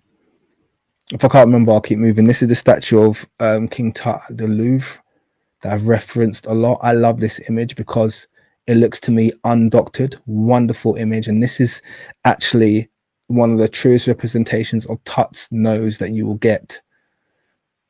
Yeah, shows you how broad his nose was. I'm not saying he's got a massive thing nose, but often we're seeing a narrower version of Tut's nose. And this one gives you the fullness because this one looks to be undoctored, and we've got a nice side view of it here as well.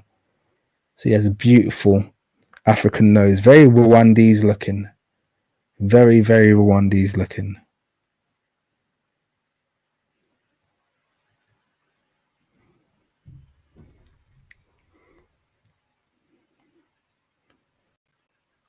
No nose missing, all this beautiful African couple.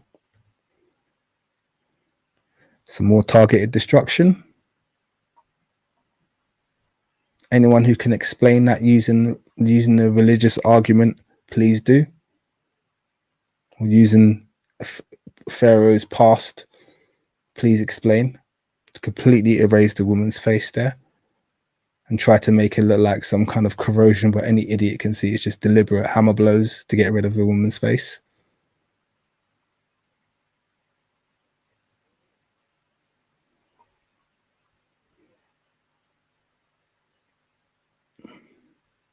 Another missing nose.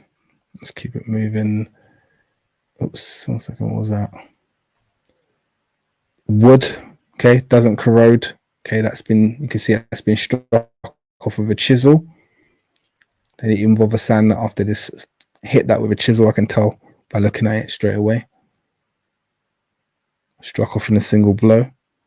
And for anyone saying this is just, I don't think this is this might just be a noble. There'll be no reason, okay, to get rid of the nose, other than the fact that you can see the nose is, once again, like all the noses we've seen so far, very broad. You can see where it goes from side to side. So this is the thing, people don't think, once again, like I said, ancient Egyptians had broad noses, and that's just because the broad noses seldom survived. That's the only reason why.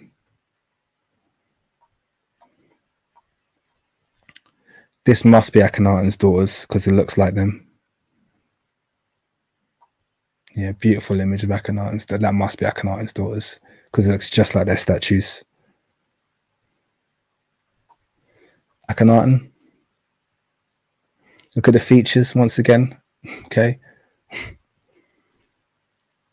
Tell me anyone other than an African who has those features, please. This is Tuya's statue. Okay, I've done her reconstruction as well, and I'm very proud of my reconstruction. But I like this image because it really does give you an idea of what her features look like. Okay. I will do a bit of a longer walkthrough of how I got to Tuya's reconstruction. But I love this image of her. I think this is a close-up. Yeah, this is a really good close-up. So you can see she actually looks... I'm not going to say... She definitely looks like one of my aunties, I have to say.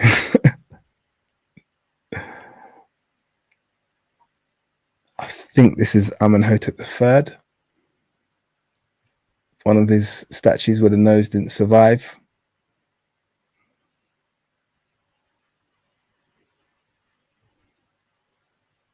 And here's some more Amenhotep III, so you can see where his nose did survive, why it didn't survive.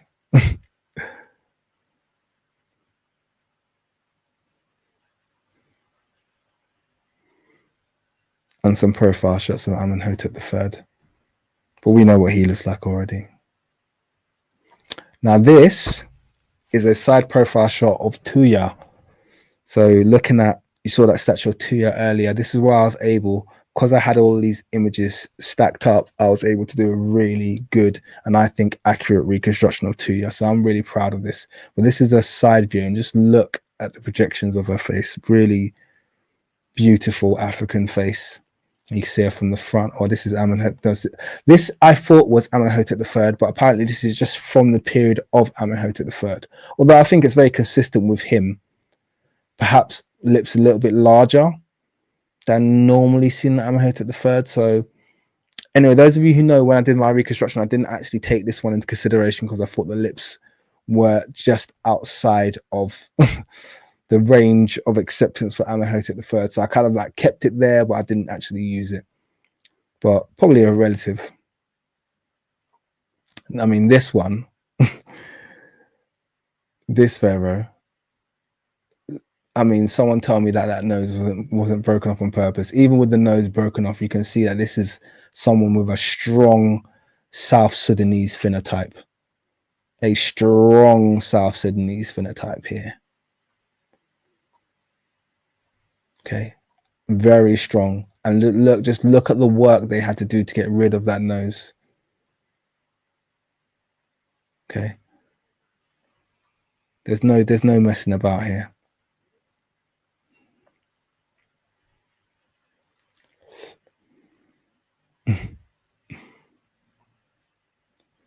Once again, some wonderful profile views. Always get these little slight chisels, damages to the nose, tip of the nose there, but you can see it's done very little to hide the African feature sets on display. Same here. You can see, because this damage is just isolated to feature regions. You can see the ear, the nose, and then random little part there, ear, nose. You can see that it's definitely targeting the facial features, this damage.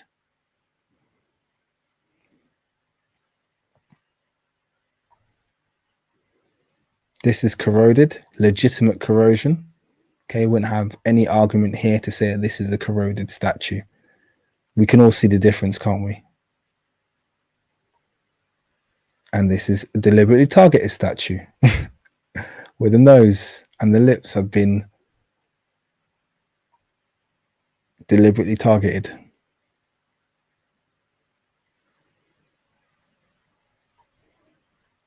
Senesret III, I believe, again. The man with no nose. The pharaoh with no nose, and there's another statue of him.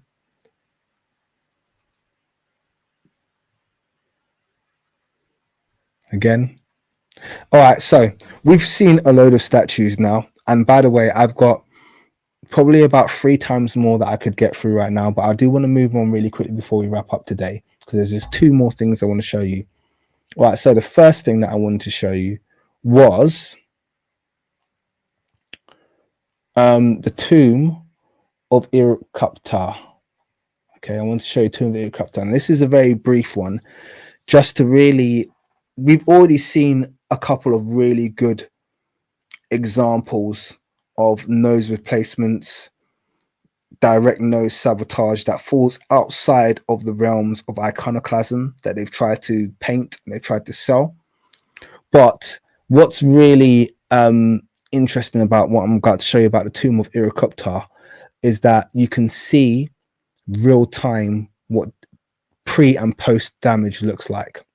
Okay, so this was actually shown to me by one of my followers who's not in the chat at the moment, but he'll probably come afterwards. Wesker sent me these images. So this is the tomb of Irukaptar before and after.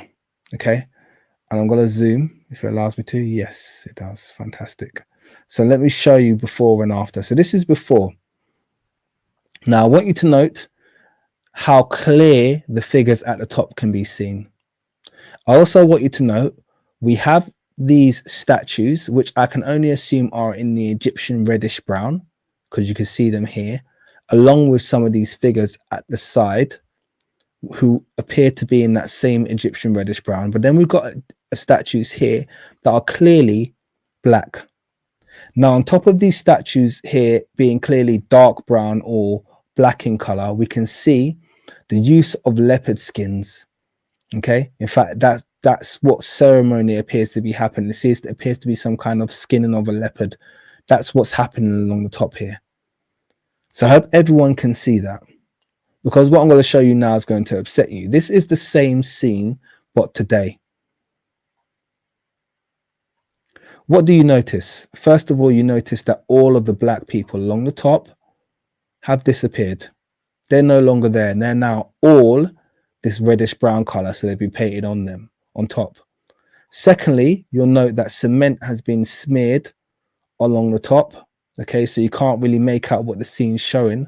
And thirdly, you'll see pretty much all references to the leopard skins have been obscured to the point of you can barely see what's going on in the scene. So we've gone from this very clear scene with black people in it, okay, and no cement smeared at the top, a very clear depiction of the ceremony, to this smeared, cemented mess.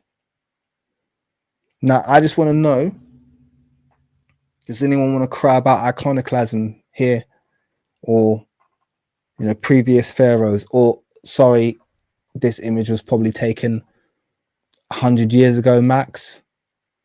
Okay, this is deliberate sabotage and a deliberate erasure of black people from the image.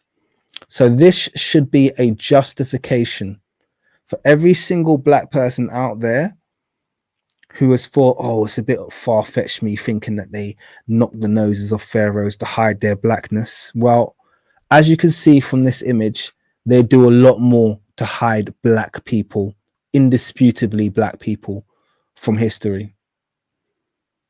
They'll paint over you. They'll erase you altogether. Okay? They'll erase you altogether. So it's just really important to note that this is still going on, and you're not a conspiracy theorist. Okay, there's no one crazy. There's no, hey, Habibi. No, they were trying to hide the blackness of the pharaohs. I hope you've seen today that they absolutely were trying to hide the blackness of the pharaohs. And by the way, not just the pharaohs. Let's have a quick look before we give it a day, before we call it a day. Let's do one more dive. We're going to look inside some of those Vatican images that you guys have seen already. Okay. And I just want to show you these images really quickly to show you what nose replacement looks like. Okay.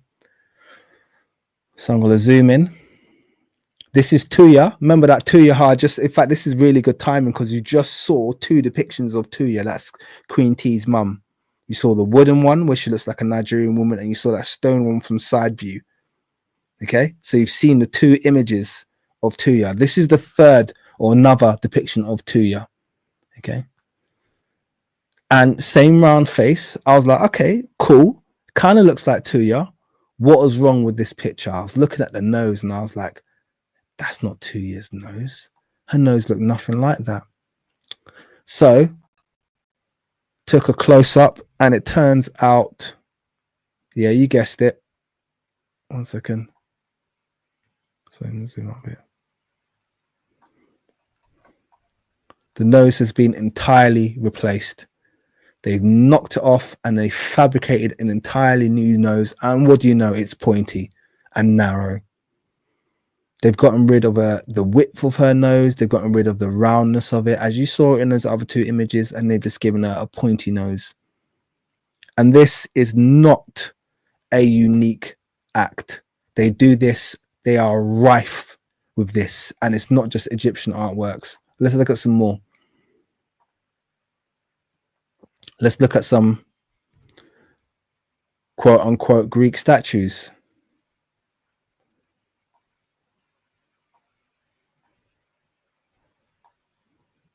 Well, if we're not gonna just replace the nose, how about we replace the entire head? That's a good place to start. So they've done that here. They've replaced the entire head. Okay, this is a new head they've given this one. And by the way, no caption on this statue stating that the head's been replaced. Just replace the head and not tell anyone about it. Or how about this one, this lovely European looking fellow, until you zoom in and realize that he's got a brand new nose and lips. Nose and lips replaced. Nose and lips. If the nose and lips had been replaced, then you have no idea what this face originally looked like.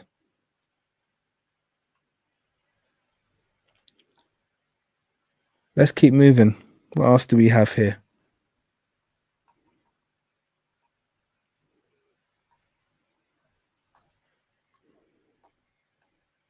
Oh, another head replacement here.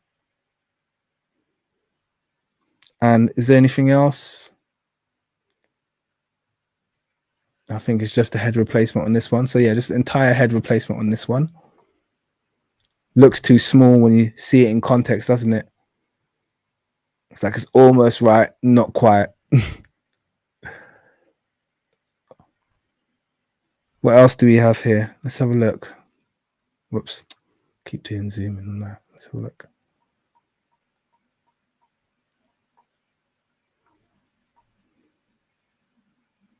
Another head replacement.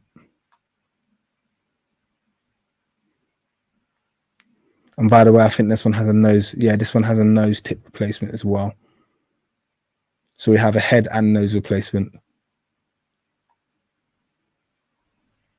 How about this one?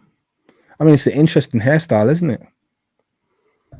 One would argue, oh, well, it's definitely a European with curled hair, isn't it? Let's have a look. See how European this looks when you get close. Oh, look at that. The nose is being replaced.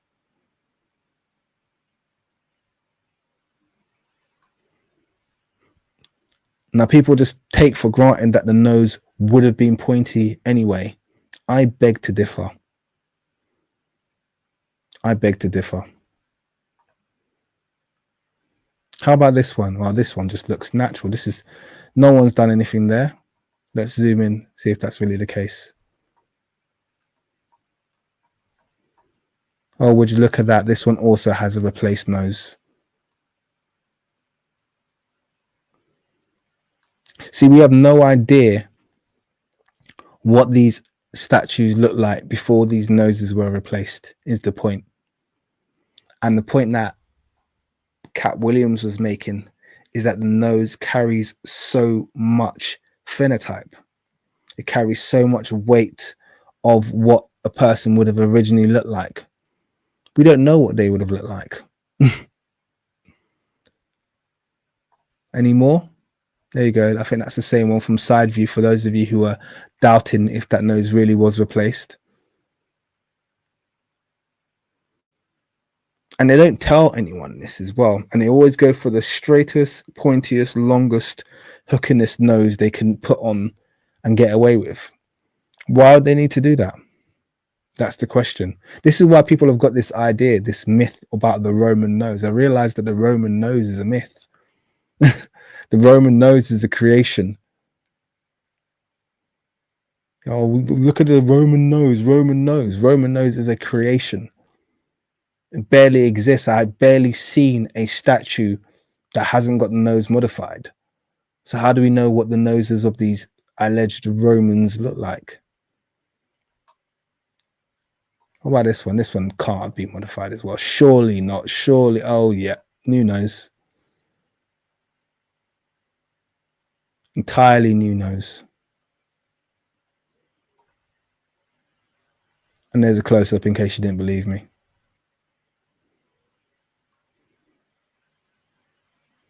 And the marble doesn't match, no. Once again, Roman nose.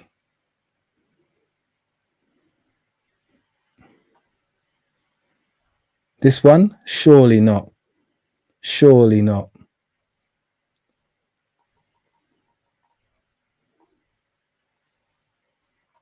Yep, surely. Pointified nose.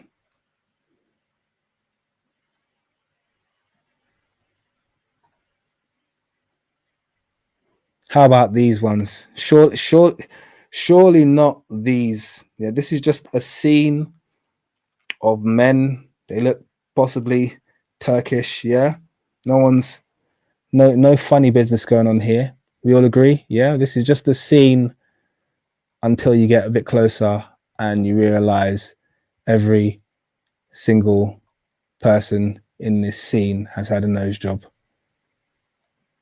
Every single last. Well, I think he might have survived, but then he looks African. If I'm going to be totally honest with you, this one here looks African, even wearing a kufi. Left the nose, replace nose, replace nose, replace nose, replace nose. Now people will ask, say stuff to me like, oh, well, you know, you've heard the argument made, oh, it's the weakest part, it's the fragile part. Well, leave it. No one needs the nose to be replaced, isn't it? Why do you need to replace it if it was really fragile? But I don't think it was fragile because we've seen corrosion. I've shown you examples of corrosion today, yeah? And none of them resulted in the nose just falling off. We have an entire piece where every single nose has been modified. And by the way, this is a close-up. This isn't large. These are like maximum 5 inches each, these little pieces. So they're even doing it on intricate little pieces, replacing noses. So no, you're not crazy, to be clear. This is a different piece, by the way. Should we zoom in again, guys? Let's see what's going on here. Whoops. Noses all changed again. Every single one.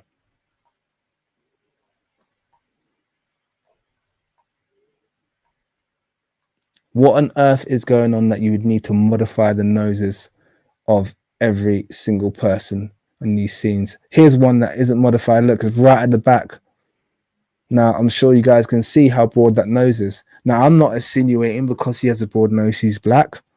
I'm not insinuating that. But isn't it a coincidence that the one whose nose is not changed happens to be broad? Isn't that interesting?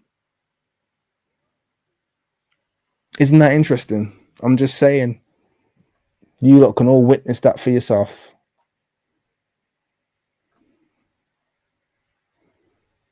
Gosh, is there any more? Oh, just some close-ups for you guys. In case you were wondering if I was capping.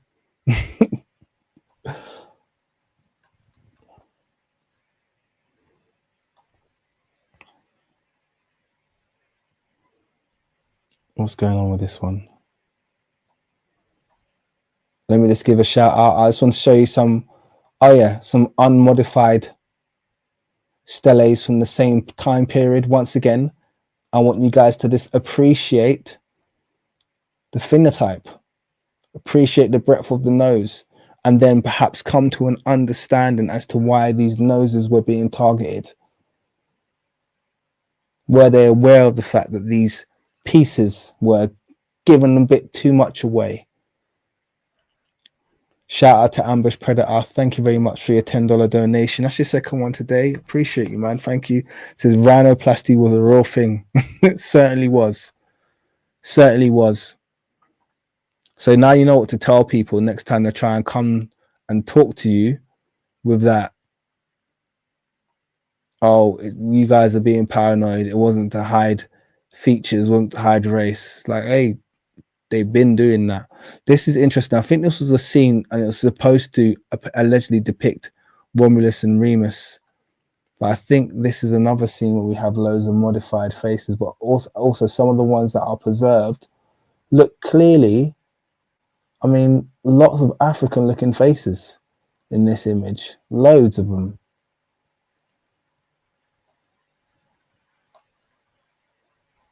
And then also I do note as well, these kind of like hats that I can only describe as kind of like those African style kufi kind of things, which seem to be very commonplace in these images. And you already know what I think about the outfits. You already know that I think the outfits are African. So they have to go there. But I think that's it. Yeah, that's it. That's it for the images. So yeah, we are. Thank you, Surfactant, for your $5 donation. I appreciate you, sir. Because we are done. It's very late. It's 12:30, and this was over a 3-hour stream where we've maintained a crowd of over 300. We've got 350 people here right now. I've thoroughly enjoyed myself, guys. I hope you guys have too. This live stream was just so we could actually just have a primary look at the evidence. I didn't want to feed you guys with too much secondary theory and quote. I want us to just have a look at what's in front of us. Use our eyes. Don't let other people lie to us about the things that we see, and be able to just apply our own common sense. You know, so I think that, in my view at least, it's rather proven that it's not a conspiracy to suggest that noses have been targeted as a means to change the appearance of ancient artwork in the favor of Europeans. I think that's been proven quite well. But you are willing to rebut me. The comment section is open for you guys. Make sure you hit up the likes. Subscribe if you want to subscribe. If you want to criticize anything that I've said, put it in the comments. We can have a chit chat, go back and forth. But I appreciate every single last one of you for joining me on this stream. It's been a long one, particularly those of you who have stayed the whole time. Wildflower, much love and appreciation for being out there. Modern Macy Gray, everyone. I don't want to start reading, but I was just trying to read the people who I know have been there from like the very, very, very start of the stream. Many of you have been here for most of it. I appreciate you. I am going to stop there and not read out any names because I just realized I'm going to have too many to read, but you know who you are. You know I've got mad love and appreciation. And thank you all those who donated. Really, really appreciate it. Massive shout out to my double donators, of which I had 2 in the live stream today. I appreciate you. I appreciate you, Surfactant. I appreciate you, Macy. I appreciate you. Trying to get names. Ambush Predator, and I appreciate you. I gotta find Mr. 2 $50 donations to give a shout out to you as well. Where have you gone?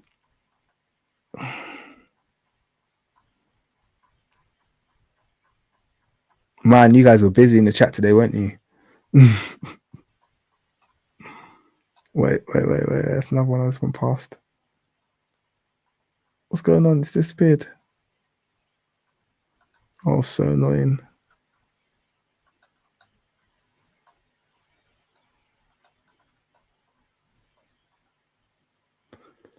Baker Boy 3.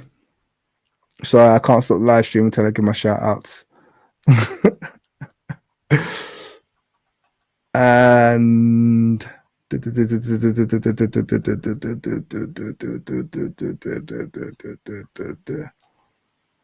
Macy, I think I already said shout out to you. Oh, you're one of my double donators as well. Thank you very much. I didn't put this comment up. 4 times the length of the Great Wall of China. You're talking about the Benin Wall there. Thank you. I missed that one. Sorry. Thanks so much. And there we go. Andy Sean Willingham for your 2 $50 donations. I think that's everyone. And obviously my new member, Eddie D, and everyone else who joined me on the stream. I've had a fantastic time and I'm going to wrap it up there. Peace and love. Have a fantastic evening. Have a fantastic day. And I'll see you on the next one. Bye, everyone.